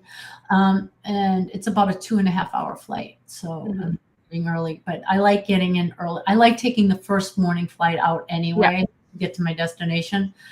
I have to leave on Sunday, and so I'll be leaving Sunday, probably leaving the hotel around 4, because my flight is at 6:30. I hope that gives me plenty of time. Depending on how far away it is, because but I'm flying out of O'Hare, so I don't know how far that's going to be from the hotel. I have to judge when I get there. We're giving her normal. So, like, we're driving in Wednesday, but it's a nearly 10-hour drive for us. Mm-hmm. And then without stops. Without stops. Without stops. And so I know that by the time I get to the hotel, I'm not. Theoretically, we'll get into Chicago in enough time to go down to Atlas, but I don't know that I'll want to. Well, Thursday's not much going on Thursday. Except Thursday is setup day. Right, but later in the afternoon. So if we Oh. get in early in the morning, we can do something and then get back to do the setup. So that's what I'm hoping to do. I get in on Thursday, Monday. But also, like, Atlas is bringing what I've bought to the show for me, so I don't really have to go to Atlas. Yeah, well, that's the reason why I'm thinking about going to see the Harry Potter exhibit. There's a big Harry Potter thing going on in Chicago. So I think I'll sort of play it by ear. I might sleep in Thursday morning. Yeah, that might be a good idea. I push myself too, so I would plan on sleeping on the plane. Seeing as, it's going to get very busy from Thursday onwards, I might sleep in Thursday. Oh, Shannon has a lot of mail for you to open. Yes, I know. I'm aware. I've got some things. You get some things. I've got some and then I'm bringing you some things. You're bringing me some things. Yeah. And then Atlas is bringing me some things. So, Wendy, now you want the Enzo Ferrari, correct? So we'll find out, because after we've wrapped this up, I'm gonna have to contact my supplier so I can deal those inks, right? Yeah. So who wanted what? I can see what they have. So yeah. No, I'm waiting. I'm waiting for my sales associate to get back to me, because he's not in until tomorrow. Yes, please. Okay, MB for Wendy. So I will see what I can. I'll call her up later and just see if they still have it. I hope they do. They would just buy out the store. I think I'm going to get cut off pretty soon. I think my husband's going to take my credit card away from me. Being the Mont Blanc dealer for Chicago. I'll be the Mont Blanc dealer. It's such I think one time Joe from the Orlando Pen Show went to the Mont Blanc boutique and said, "Hey, we're doing a pen show. Would Mont Blanc like to come and show some stuff at the pen show?" And they said, "We don't do pen shows." So no, they do not do pen shows. They do not do pen shows. They do. They are at in Europe. They do, though. Yeah. They don't do them here, though. No. Too bad. They have so many people that love their stuff. Mm-hmm. I'm just really when looking at some of our older Mont Blancs and the packaging and everything, I'm just not digging their new eco-friendly stuff. So my thing is, my only Mont Blanc didn't come with packaging. Mm-hmm. But you're not the only person I'm hearing that from who isn't enjoying the new packaging. And so I'm interested to see what happens with their packaging going forward. I know some of my ink bottles I've got 3 different styles of their everyday ink bottles, their packaging. Somewhere it's still had the foam insert, somewhere it had the foam base, but had a paper insert on top. And now they're a paper base and paper on top. My issue is the paper base that holds the ink bottle gets totally crushed. Normally before it even makes it to me, because the ink bottle's just been banging around and the paper doesn't have the structural integrity. And so that's fine. They're a heavy glass bottle. They're not thin glass that shatters easily. But they're an expensive ink. Yeah, they're not cheap. And they're not cheap. The thing is, they're expensive pens. Yeah. And if you want to warrant selling those pens at those prices, then you should do something nice like you used to do with your packaging. So, one second. Here, new bottle, old bottle. Old bottles have the nice ribbon pull. Mm-hmm. New bottles have little paper cutouts. Yes. And is this the one? This one isn't super beat up, but have a paper insert. Yes. And some of my paper inserts, like even just opening the ink for the first time, the paper insert was totally destroyed. We got one the other day, and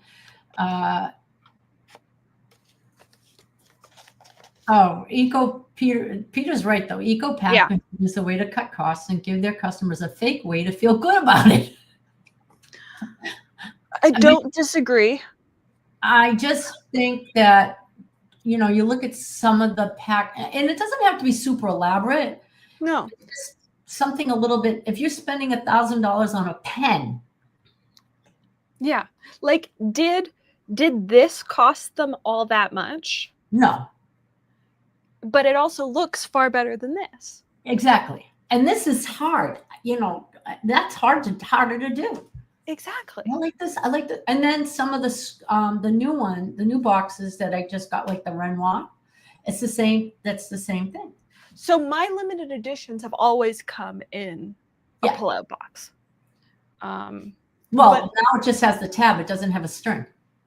Mine have never had a string. Mine have always just had a cutout up top. The cutout on top. Yeah. But it slides out too easy. I mean, it's like if you have to be careful that. My Jane Austen, I don't know if you can see how much of a gap it has at the top, has such a gap compared to my Around the World in 80 Days. Yeah.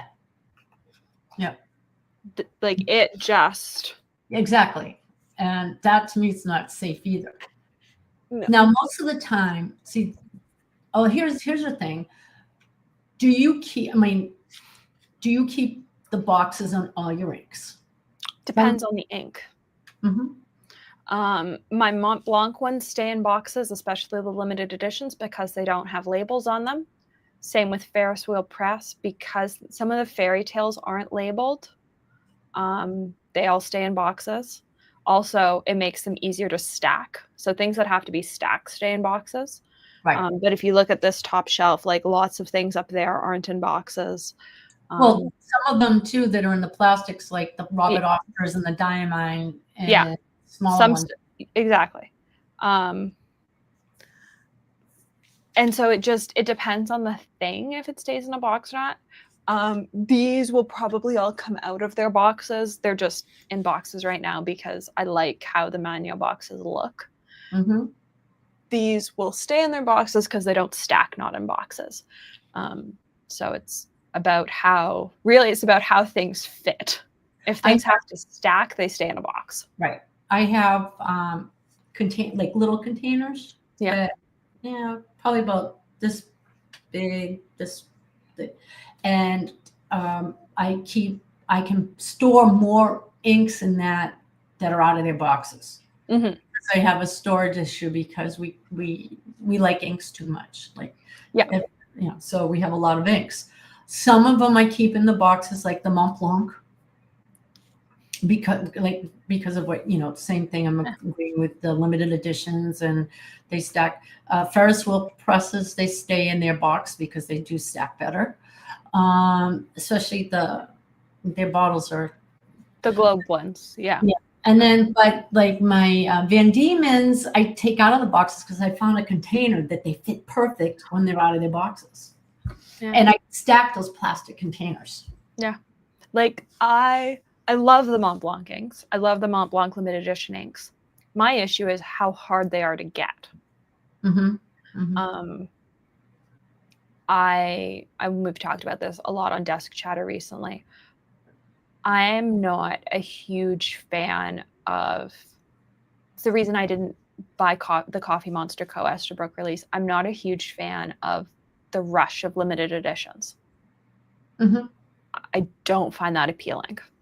Right. I met briefly, just to say a quick hi, to what's her name? Helen from Coffee. Yeah. Helen. She was at Chicago Stationery Fest. And there was like some people were not too happy that she didn't bring a lot more stickers. She designed stickers for Chicago, which I thought was great. I mean, it was fine. But why get angry? Some people were angry about that. And then other people got angry because people that couldn't go to Stationery Fest, they wanted to buy those stickers, and they weren't for sale, only at Stationery manifest. You can't make everybody happy. And that's, yeah. You know, No, and I felt badly for her that people were complaining. That's the thing. Like I will buy limited edition Mont Blanc inks or buy limited edition inks from other brands, but I will not buy them in the first like couple weeks when it's crazy. I will buy them once everything is calmed down if they get restocked. Like if Helen's stuff is restocked and at Chicago, which I don't know if it's going to be, sure, I will pick up the blotting paper that I want and I will pick up the ink because that's what I want from the collection. But I was not going to deal with the release. And that's sort of how I feel about Mont Blanc limited edition ink releases these days. Like I'm just, as much as I love the colors, I'm not interested in the whole mad rush. Yeah. It's the same with limited edition pens. Like there are so many, Atlas has so many great limited edition pens right now. But also Atlas has so many of them. There are like 8 different Atlas exclusive limited editions right now. And I'm just going to end up picking up one at some point on the secondhand market when I can pick the exact resin mix that I want when somebody else decides that they no longer want that pen. Right.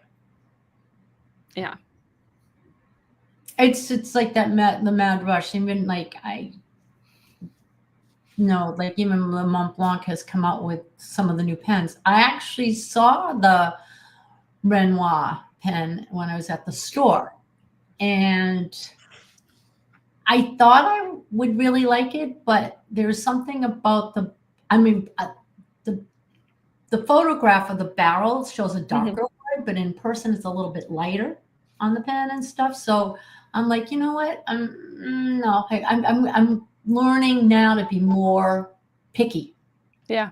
Not doing that whole like, oh my God, they came out with a new pen. Besides the fact the price is like really expensive and I'm not spending that much money right now. Yeah. And like sailors are going up in price by over 25% on the 28. So if people are looking at sailor pens, now is the time to get them. Right. They are not going to be the only ones. No, everybody's having a massive price increase in the next couple months.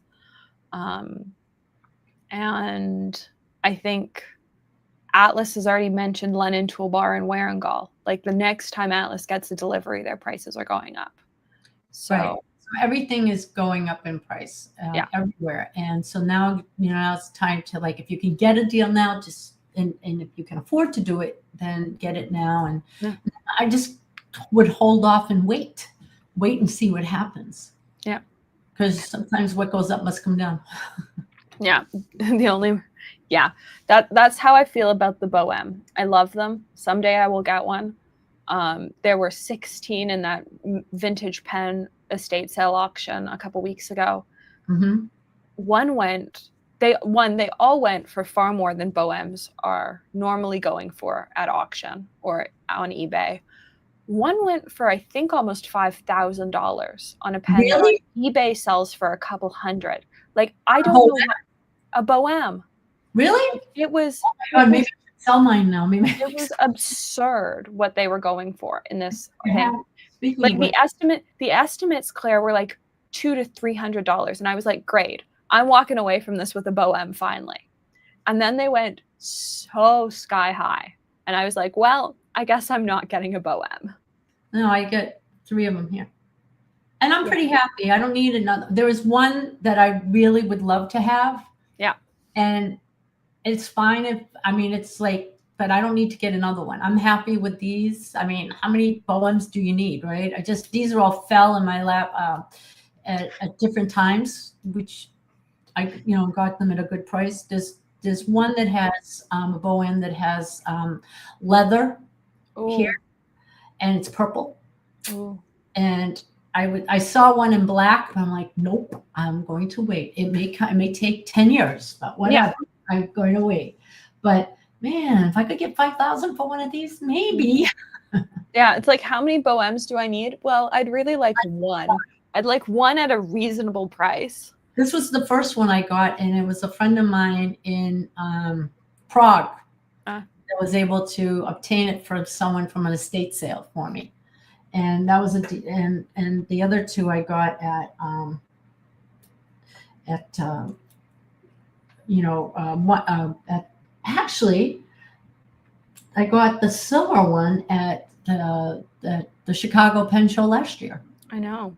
So I was like happy about that, and the price was right. Because that was the first Bohem that I ever had in my hand, was the one you got at Chicago last year. Chicago.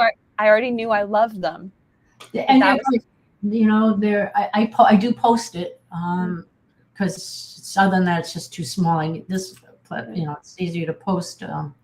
And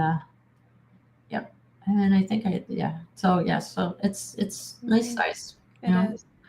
But yeah, it sits here on my desk. Shannon is wondering if you know what a reasonable price for a Mont Blanc Agatha Christie is. Okay, Agatha Christie has gone way up in price. Yeah. Right, way. I had a friend of mine that got it from was selling them from an estate sale, and she wanted $1,800, and it was barely, I think, only used once. And I'm looking at what's on eBay, and some of them you might be able to get for like $950, maybe $1,000. But you have to, and then you have to be careful what you're buying on eBay if you go that route. And that would be 3,000 Canadian. Like a lot of the old Writer Series pens have gone way up. Yes, they have, William. And I have a story about my Oscar Wilde. I don't know if I told you this or not. My Oscar Wilde I bought for Peter when it first came out, like 35 years ago. Okay. He was into roller balls and ballpoints, but I bought the whole set for him, and he was wasn't sure about a fountain pen then, way back when. Well, then when we started using fountain pens, I went to go ink the Oscar Wilde, and the piston was broken. So I don't know if it was broken from when we bought it or whatever, but I took it back to the Mont Blanc store, and they shipped it out, and they repaired the piston. Right, wonderful. I go to take it out of its holder one day because I thought maybe I'd do a video on my writers, which I still haven't done yet because it upset me so much. When I went to go take the Oscar Wilde out to set up the pens for it, the Oscar Wilde, the cap came off. And I'm like, what the hell is this? And then I looked, and it looked like when they repaired the pen, they must have broke the section, and they glued it back together. And they will not take responsibility of it. So needless to say, when I have a problem with a Mont Blanc now, I will not send it back in for repair. I'll give it to someone that I know that's really good at repairing Mont Blancs. Yeah. And I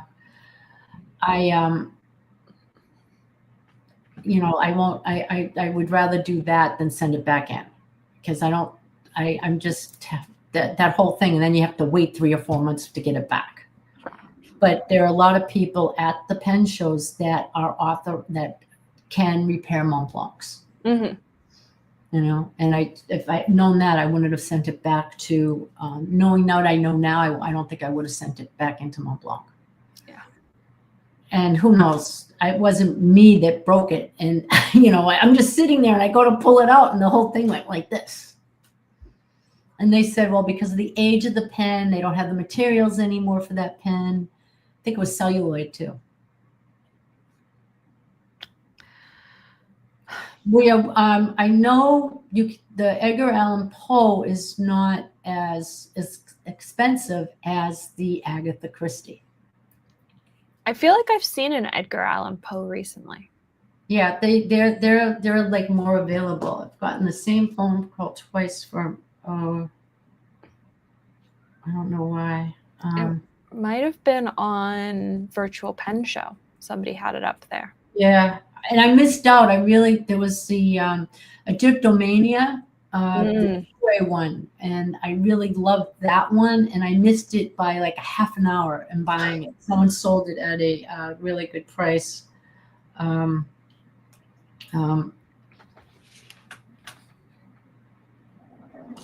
Okay, fine. Um, Mm. so Oh, yeah, that's fair. So again, Claire managed to get her Bohème last year, one of her Bohèmes last year at Chicago. So there are Mont Blanc pens at Chicago normally. you might be able to find one at Mont Blanc. I know that there'll be dealers there that probably may have it because there's a lot of vintage dealers. I don't know if Sarge is coming to Chicago. I don't know what his table's called. I forget. But he carries a lot of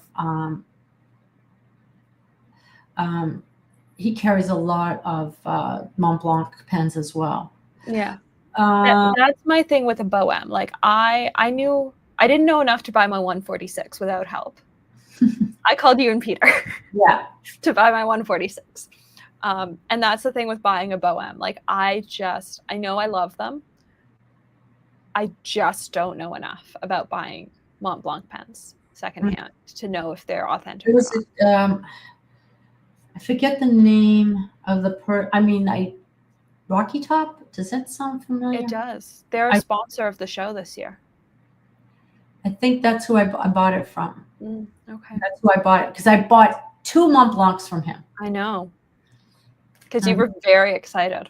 Oh, because I've been dying to find the Elvis too, because music butt. So Elvis and Frank Sinatra sit in the same pen holder, leather pen holder. They're together. I'm not sure about the Oscar. I know that Truffet had an Oscar Wilde, and I was almost buying it and to replace the one that broken. But you know what?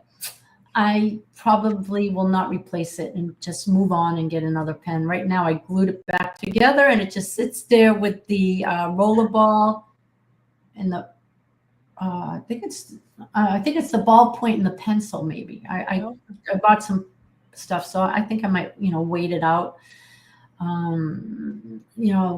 because I have some other wonderful writers like Carlo Collodi, who wrote Pinocchio, and that is beautiful. I mean, you got the whale, you got Pinocchio on the pen cap. I mean, it's a really interesting design.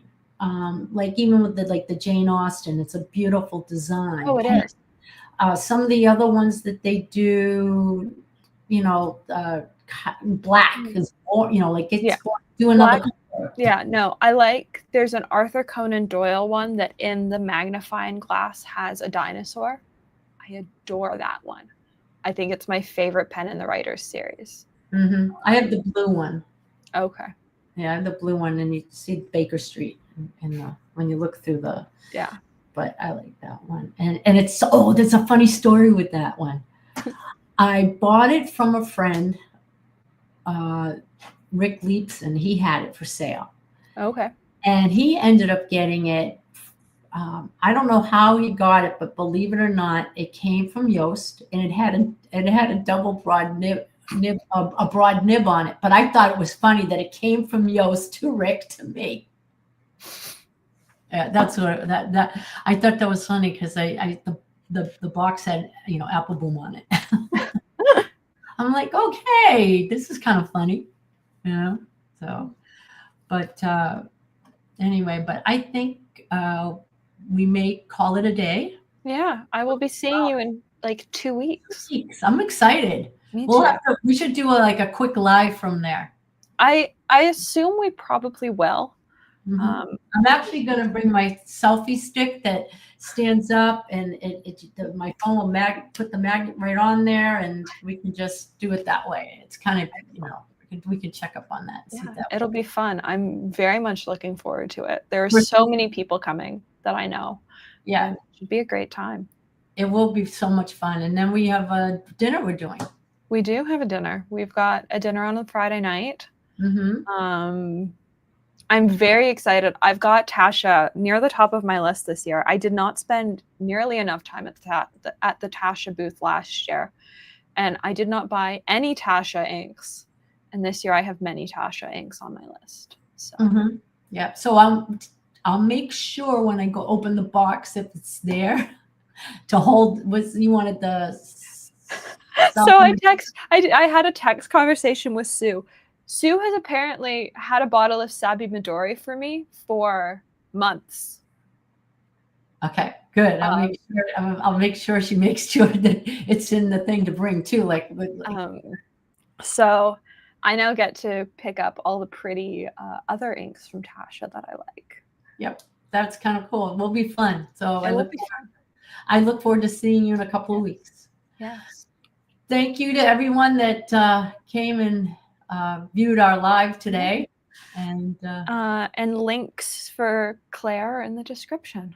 Yep. So go check we could check everybody out. And I know I've been meaning to go back and look at some of the other things that you've been doing too. It's just, especially, I will have a lot of time on my hands after this to lay there in bed and watch YouTube videos. Shannon is saying somebody needs to bring a label maker. Oh, I can do that. I don't know why Shannon feels the need for a label maker, but I have a little pocket one. Okay. Because label makers are a good thing. I'll bring my little pocket one. Okay. Because sometimes, like if you're doing, I got to buy more ink sample thingies too. I do too. I'm out. I need to place an order for them. Oh, for samples. Yeah. I'll bring the label maker. Oh, you know what? Another thing I bring before we go quickly. Okay. They're right here. I'll show you. And you're gonna think I'm crazy, but I'm very anal about how to pack inks when I buy them for flagging. So I am too. On Amazon, and I got these little bags. Those are so smart. Here, seal them up, and then I also then put them in Ziploc bags. Hopefully, everything's protected, and I'm not getting any of them. That is basically how I flew home last year, except I had only packed Ziploc bags and not enough bubble wrap, and so Tori, the gem that she was, went to all the vendors that she was friends with and took all of their spare bubble wrap, and my bubble wrap on the way home for our flight was just like mishmash of everyone else's spare bubble wrap to pack all of my ink bottles home safely. I travel with bubble wrap. It's like it's so smart. I travel with so flat. So I travel with a box of Ziploc bags. Yeah, it's very smart to do because, and you can actually bring them on the plane because they're under 3 mils, and there's so many that you can put, but I just put them in the suitcase because I can't lift up to put them in the overhead compartment anymore. It's just too much for me. So I make sure I Ziploc, bubble wrap, and I even do packing tape sometimes, and just put them in there, and so the best place to buy sample vials are Amazon. I buy mine from Amazon, though currently Goldspot has a fairly good price for them. Mm-hmm. I didn't know Goldspot carried sample vials until a couple days ago. And I get the big 50 pack. Yeah, so Goldspot has them in packs, and I'm potentially ordering some from there because they are. I couldn't find the ones I wanted on Amazon here, so. Mm-hmm. Wow, which ones do you like? Well, I like the ones that have. I like the 5 mil ones because they also fit nibs. Yep, that's the ones I get. The 5 mil. Those are the ones I get. Mine have orange caps on them. So yeah, I just like that they also fit nibs, so that if I buy nibs and stuff at the show, like I only need 1 sample vial. I keep everything. All my nibs are in those samples, and then I have 2, drawers that have my nibs in, because I always have to buy a Kirk Spears show nib. That's a must. Mm-hmm. Someone needs to make pink caps. Yes, you and Lexi in the pink. Yeah, Lexi's going to be there too. I'm all excited. Lexi is going to be there. Lexi's behind the Zodiac Penco booth. That's right. Yep, and she brings all her Zodiacs inked so people can test and play with. Bart's great. And it's going to be fun. It's going to be fun. And I am not doing the the whiskey tasting this year. I have to be good. Mom is. Oh, apparently Lexi is Shannon's roomie. Yeah. Very good. Anyway, thanks everybody for listening, tuning in. Links are in the description on Alexander. And I'll see you in 2 weeks. And then we'll discuss a Friday after surgery. Yes. All right. I will be. It will be a nice diversion. So it will be. All right. All right. Bye, everybody. Bye. Thanks for watching.